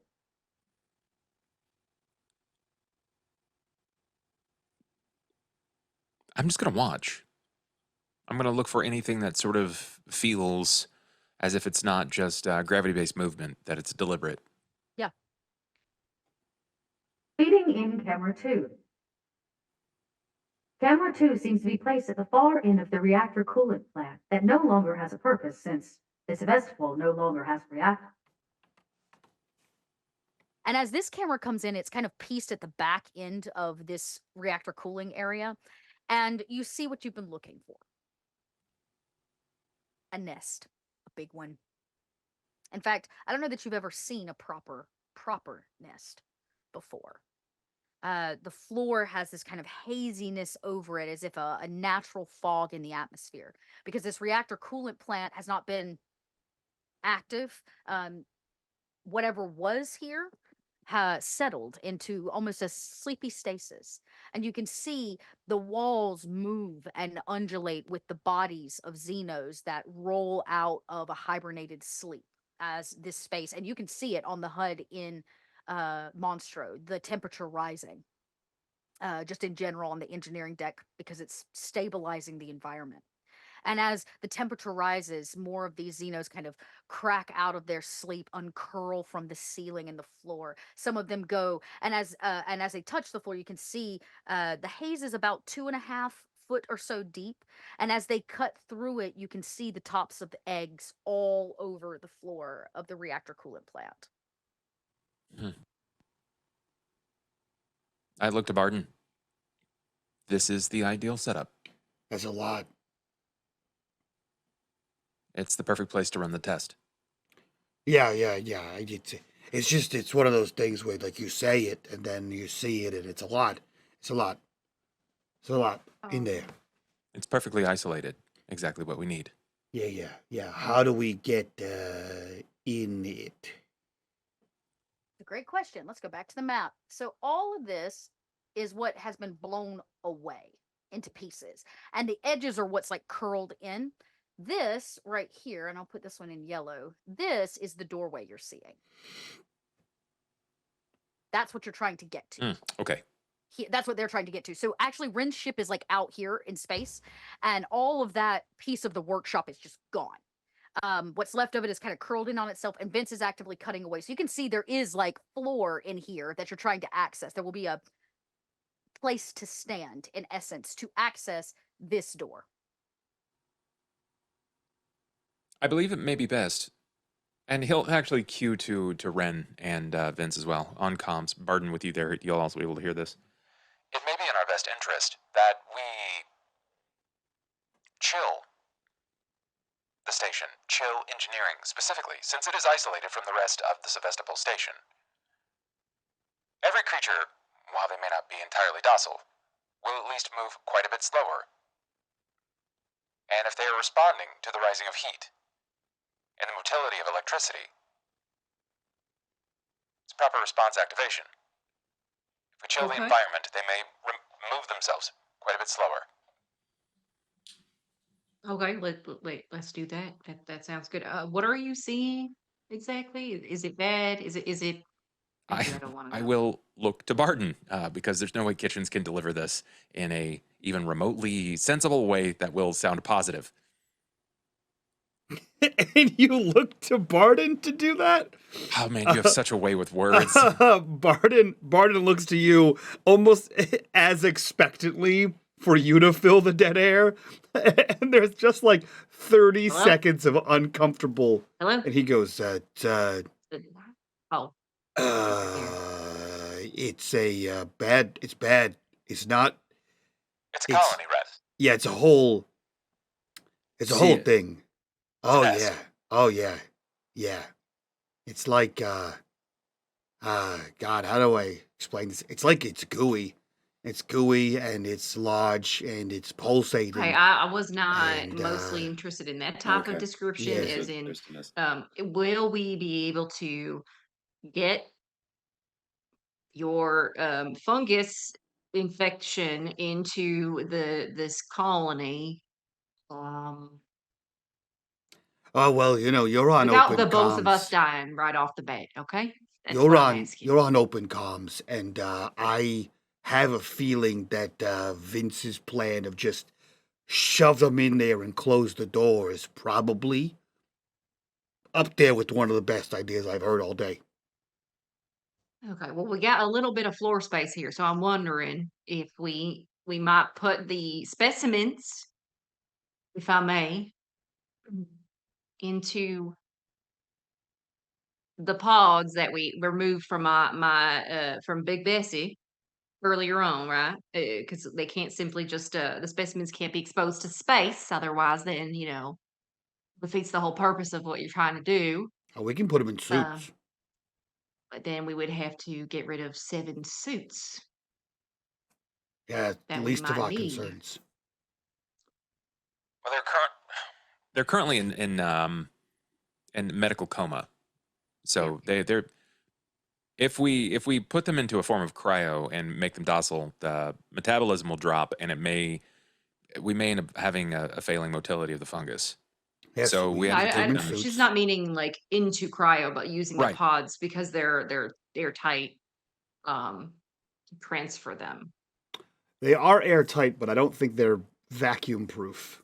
Oh, okay. Yeah, I think our best bet is to basically freeze that room, as lower the temperature as much as possible, blow the wall, and then drag the people, adrenalize them, and force them in that way.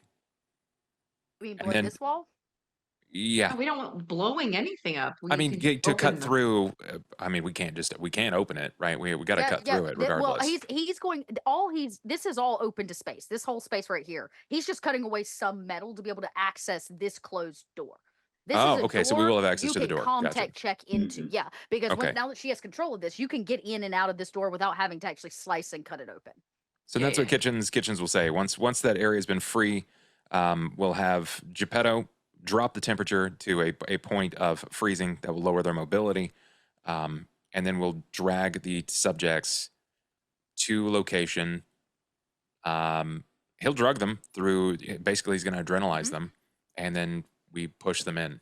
I mean, if we Do drug they- them, do they? if we drug them, put them inside of a spacesuit, and just sort of like bring them along, they float. Eventually, the drug will wear off. They'll wake up and be like, "Where the hell am I?" And then, obviously, that will cause some commotion with the aliens, which will eat their face. And Is there no more humane way to do this? This is awful. We can't just these people. I know what's going through your head, Rin. Do But you? I don't is know. there a more humane way to feed a human being to an alien? I think inherently the answer is no.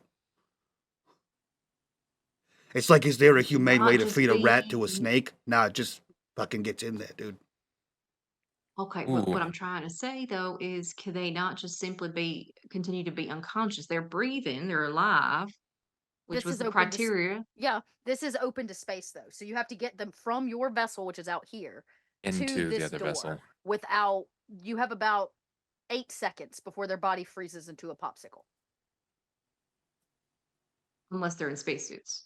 Unless they're in spacesuits, and you do all have a limited number of those. Now you could carry them over in spacesuits, take them out of the spacesuit. It's just going to take you time. Time that aliens could eat us. Yeah.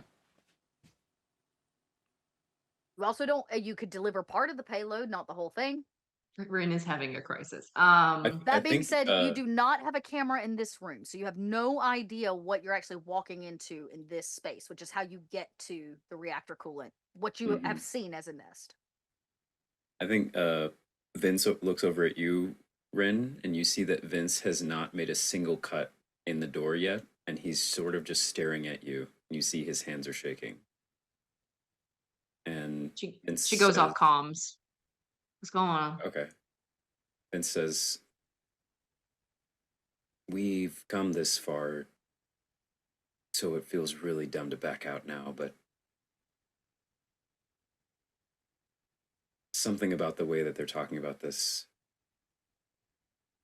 I didn't consider before." I hear you. I'm feeling the same particular dilemma. Let's I honestly was hoping they would be not awake at all. At all. That was my understanding, and I might as well just walk in there myself at this point. We're not going to do that either. Well, Ben, There's a Let's- significant did you amount of decide- silence on that line, Barden. What do you think that they may be speaking of? Absolutely how best to transport the test subjects there. I'm lying to you, Kitchens. They don't want to do this, and they never have. And they're only doing it because they can't figure out a better way to kill aliens, except for one at a time with a gun. That's usually how Rin kills anything, which makes sense for her line of work. So, it's that whole morality clause that I seem to have stripped away when faced with the inevitability of our fucking doom to aliens. Do they not think that I may have ran the success rates of other endeavors?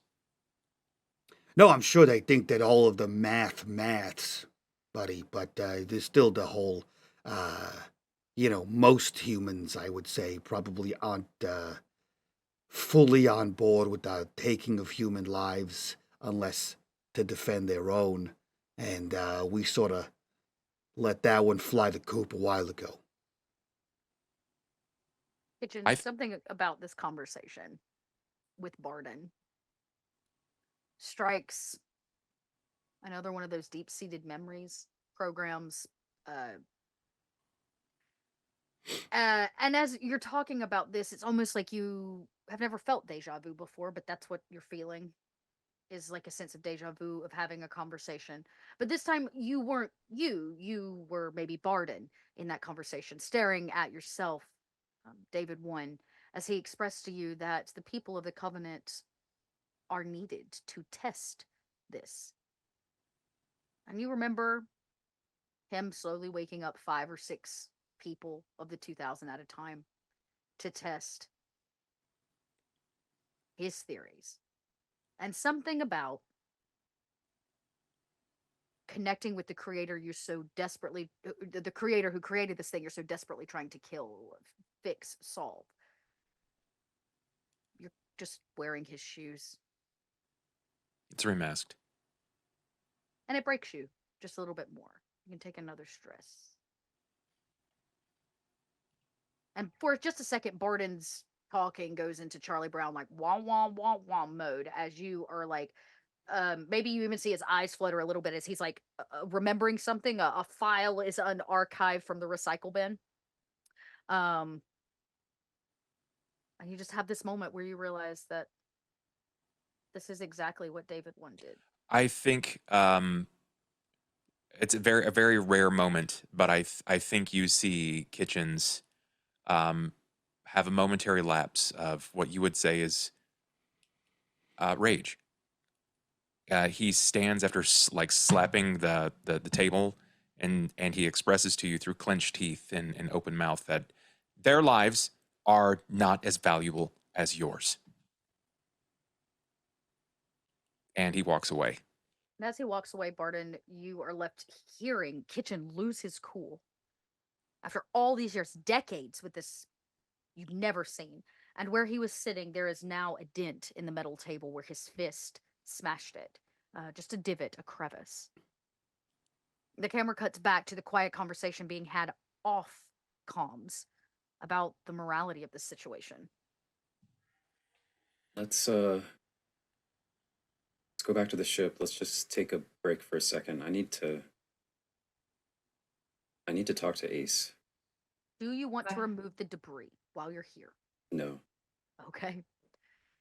I imagine a line maybe this long has been cut in the first piece of mangled metal and then stopped. Never even finished cutting it off as he tells you he needs to go back. Okay, we'll go back. And the quiet comms remain quiet for probably 10, 12 more minutes before you get the notification that the hatch has closed and that you have been reboarded by Bessie. Vince just rushes to go find wherever Ace is.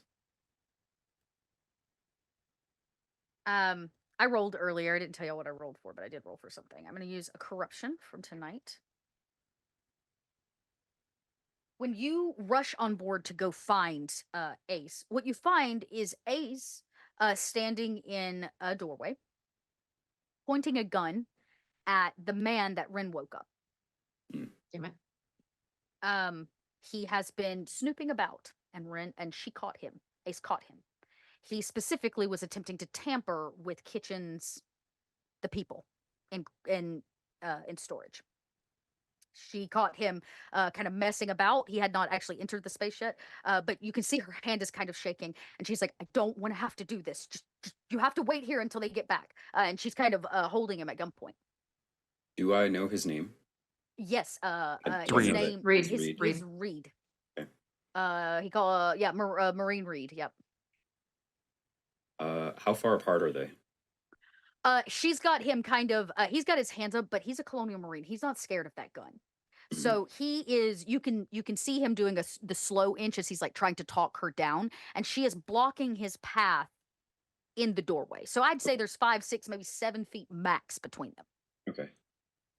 Vince will call out Ace's name and will approach behind her and put his hand over her hand and lower the gun. And then say to Reed, "What is happening? What did you try to do?" When you call her name, she's not expecting you.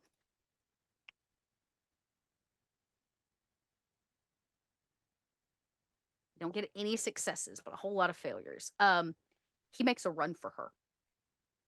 As you walk up on the door, and she kind of turns, right? She was holding the gun, and she turns to look at you. He goes to make a rush for her, and she fires. Okay.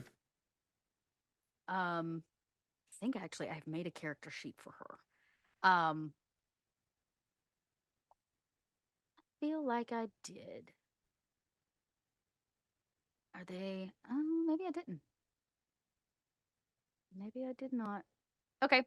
I will roll a basic set for her. She misses, and the shot fires hard to the right. He kind of dives like a Marine does. He dives to the ground, or like grabs her hand and pushes the gun up in the air. And you're right on top of them. Okay. What would you like to do? He has laid hands on Ace. Now, I am going to do some stuff, but Rin and I landed together, so I imagine Rin is also seeing all of this too.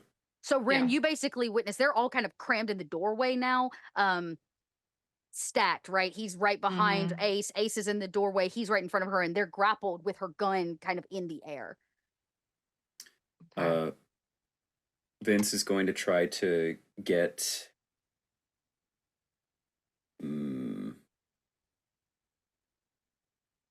Oh man. I mean, Rin, while you're figuring that one out, Rin would literally be like, "Stand down, soldier." She's gonna go into full military mode at this point because she's a marshal. You can make a command check to see if he responds. Okay. I think at the same time, Vince is going to try to get the gun that they're both struggling over. Why don't you make a mobility check to grab the weapon, kind of in all of this, and I will let Rin make the command check to see if he stands down. All right. Who do you want to roll first? Oh, it doesn't matter. Y'all are basically acting at the same time. So got it. Roll the panic. 2. Okay. You keep the panic together. So yeah, exactly. You're kind of, the three of you are kind of tussling, and you're trying to reach over Ace's head, and you snatch the gun from them. As you do, Rin kind of spurts out this command, like, "Stand down, soldier." And as if it is programmed, it is brainwashed in. He steps back into a state of attention, as if Rin's voice just has that commanding presence. And as Rin yells it at him, he kind of steps back and realizes that he just attacked a woman. All of that. And you have the gun in your hand, and he kind of takes a moment and a deep breath, and kind of goes at ease when he realizes that Rin is not his commander, but he has put distance about 5 feet back between you and the doorway. Vince is gonna sort of like body block Ace with one arm, and then hold the gun at him with the other, and back both of us up like another 10 feet. And, Bryn and stands Maeve kind of like between. catching up to Yeah, Rin too. Bryn stands between you guys. She stands right in front of Reed. And he's panting hard, not from like extreme exertion, but the anxiety, right? This man is under Yeah, extreme PTSD, of is what's course. happening here. And he, for whatever reason, was being held at gunpoint by Rin. So, I mean, by Ace. So, Rin, you have to kind of deduce like Yeah. who's in the right and who's in the wrong. But he was doing what he thinks is right, and you understand why when he saw what went down. Reed, we just got back on board. I have no idea what's going on, but you cannot go off going after people like that. You want to talk about what's going through your head right now?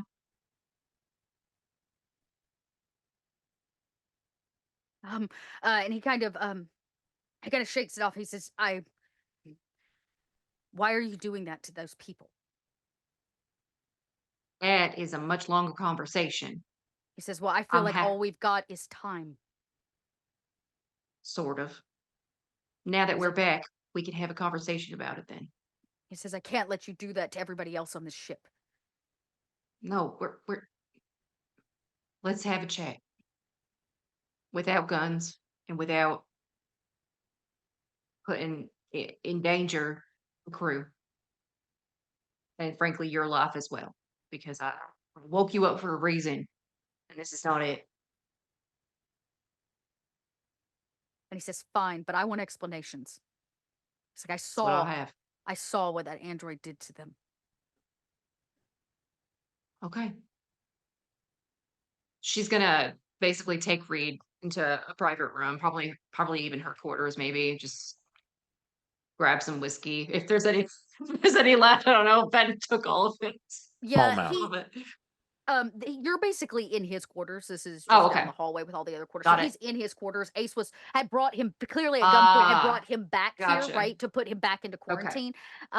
So she takes Vince's hand, and you can tell she's like upset, right? It's a lot of emotions, right? And Ace doesn't break very frequently, but this man tampering with the thing, but him also kind of being right about what you're doing to these people has really upset Ace. And she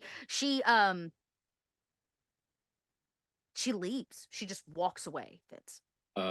Vince holsters the gun and tries to like pull her and keep her next to him, and he's like, hey, wait. She kind of turns around with a somewhat ashamed face that she almost shot a man. It's okay. But also like she knows that she had to do what she had to do, right? It's okay. Let's go back to our room. She kind of nods as you and her go back to some private space. The kids are in class working with Ben, these kinds of things. And we see the two of you step into your private quarters and that door shut. Ren, we see you step into Reese's private quarters and the door shuts. The camera goes back to the loading dock where Bessie sits. And we see a man with special pants on, suiting up, putting on more pants over his pants. And he grabs some kind of piece of computer machinery and takes it on board Bessie with him. And Kitchens, I imagine you went back to the safety of your laboratory. Yes. You get a notification that the loading bay is ajar and that Betsy is being taken out. Barden, based on the message you sent me, I'd like you to roll a Comtech check. Wow. I knew some shady shit was about to 2 happen. successes. Barden has connected. Yep. He has connected his PRPUT uplink terminal to Geppetto and is having Geppetto remote pilot Bessie over to the Sevestapol station for him. And he Geppetto is dragging his green bag on board. Green bag on board. Geppetto basically uses the exact coordinates where they were and plug those back into remote pilot this vessel. It backs in, lights pan, and you see the same thing, Barden. This kind of massive collapsed in space where an explosion happened, kind of took pieces out, but also bent the metal inwards. And you can see the door just there, about 5 or 7 feet in from the edge, and I will need a heavy machinery check to cut it away. You see, as Bessie sort of pulls in and opens for Barden to get out, the bag is unzipped and sort of floats as he is in space. And you see that Barden is now strapped with an Armat pulse rifle. He is also there is a electroshock grenade mounted to the side of his belt, and there is the M240 incinerator on his back as well as he grabs the acetylene torch that All of he this had stuff given. on your all this stuff on your upper body makes your upper body like hunch, even though there's no gravity here, so it's helping you out. There's a little bit of like the old man hunch up top, but your legs are actually keeping you moving forward. Most of this would be too much. Ironically, Barden has the pack mule talent, so he can carry twice as much as regular I hate him. people. And he fucking just I held him. And you get up. Did you bring the torch with you? yeah. All right, So You break the torch out. I'm going to have to get a heavy machinery check with a +2. 2 successes. Wow. It takes you a while, and nobody except for Kitchens is maybe the wiser you're out here. As Rin has a conversation with Reed, and Vince has a conversation with Ace. You successfully dislodge the kind of pieces that were careened inward, almost like teeth. You kind of cut them free, making a much clearer space. And eventually, Barden, you are able to put solid feet, your little magnetic feetsies, Booties. booties down on this platform here, though it's still emptied into space, and you can see the door sealed shut and tight. And to the right is what seems to be a mostly functioning data pad. The buttons themselves are kind of off of it, right, to open the door, the key code or whatever card, but the wires themselves are showing. You can attempt to try to get in if you want. And as we see Barden's silhouette standing there with all this fucking gear and the debris now floating away into space, we cut back to Kitchens as our last scene for the night. Kitchens, this feeling is new. Anger. Maybe you don't know how to deal with it. Maybe you're trying to ignore it. But it is actually Geppetto that comes through the intercom in just the science lab. Mrs. Kitchens, I do not mean to bother you. Please, But- Geppetto. We never reviewed the third camera footage. What did you discover, Geppetto? Showing you the feed now. He'll And as turn to the- the feed. As the third feed comes through, you see a space that's very clearly not on the same floor, either below or above, right? The engineering deck's multiple floors. And this camera feeds into a more open space, like some kind of big area, probably a cross path type place where a lot of people could come to and fro. And what you see are bodies of working Joes. Damaged, burned, laid about on the floor as if it was the remains of some kind of battle scene. And over time, the black sediment in the air has kind of settled, or the black flecks have settled, and you can see it's just kind of affected them over time. They become part of the ecosystem, these dead ones. And the camera captures 2 working Joes standing over the bodies of their brethren who have been here for a very long time, as if they walk through a graveyard. And their backs are to you, and they kind of look around as if they're trying to suss something out. And then one of them, as if it knows you're watching it, its head turns at an almost inhuman way, almost all the way around. And as it does, its beady red eyes pierce through the screen, and it looks right at you, Kitchens.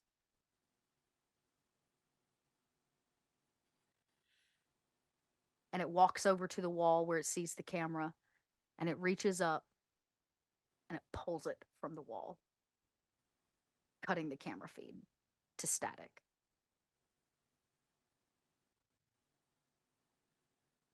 And that's Okay. where we end tonight's episode. Well, shit.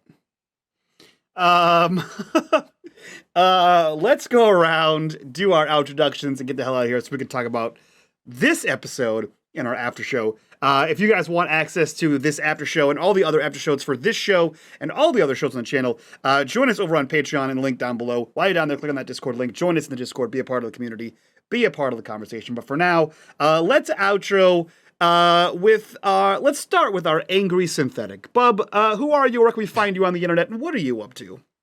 Hi guys, I'm Bub. You can find me on twitch.tv/Bub Talks. Just look up Bub Talks everywhere, and I'm sure it will link you back to me in disgusting amount. You can find me literally everywhere, role playing, pretending to be, well, at this point, multiple robots. Yeah, multiple. Vampires, and a series of other things, I'm sure.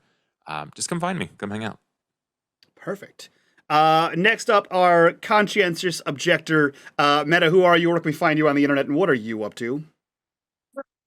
Hey, I'm Metamancer. That's where you can just search Metamancer. You'll probably find me and somebody else on WoW, I think. So it's not me. How dare they? Yeah, so weird. Anyway, I do tabletop stuff, mostly here right now, and some secret stuff that will eventually be revealed, maybe one day. Yeah, that's it. Hell yeah. And last but not least, hashtag Daddy Vince. Zach, who are you? Where can we find you on the internet, and what are you up to? You will find me here for our Alien campaign, of course. Thank you, Drathdeer. And then also on the Arvin Eleron Twitch channel, where I'm a part of the Expedition from the Mysterious Peaks campaign. I play a celebrity scientist. And then you'll find me on my own Twitch channel every Thursday, where my friend Maddie and I are playing through Divinity Original Sin. And then I have a website, www.zachclay.com, if you ever are looking for a GM. That's me. Perfect. And I said last but not least, but I can't count. I'm very tired, if you can't tell. Dot, who are you? Where can we find you on the internet? What are you up to? I'm not last, but I'm the least part. That's true. It's okay. You did say that. No, I'm just kidding. I'm Dot. Of course. You can find me online as Little Red Dot. Spend my days working with Kobold Press, and I spend my nights much like Bub playing games and playing pretend with people online. I got a lot of different ways you can do that, but I've been chatting about it for a while on this channel. Fallout: Winter of Adam, which is the book I wrote, the campaign I wrote on for Modiphius's Fallout RPG.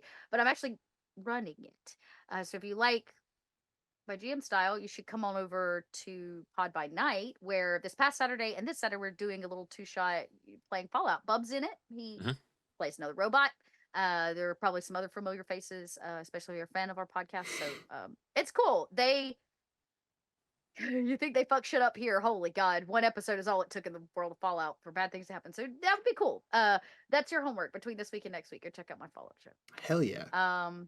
That's all I got, Mike. Perfect. And if you're not already in the Discord, join the Discord, because Dot's dropping some spicy hints that there might be another season of Void coming.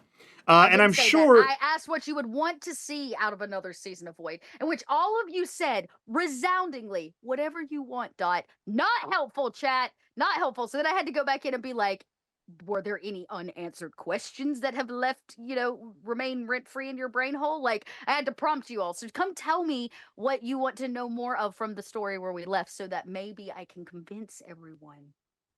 Convince. And if you want Dot to run Winter of Adam, tell her that too. Because, we can make that happen. That being said, we're done. We're out of here. Goodbye. We'll see you in the after show. Peace out, homies. Bye, guys.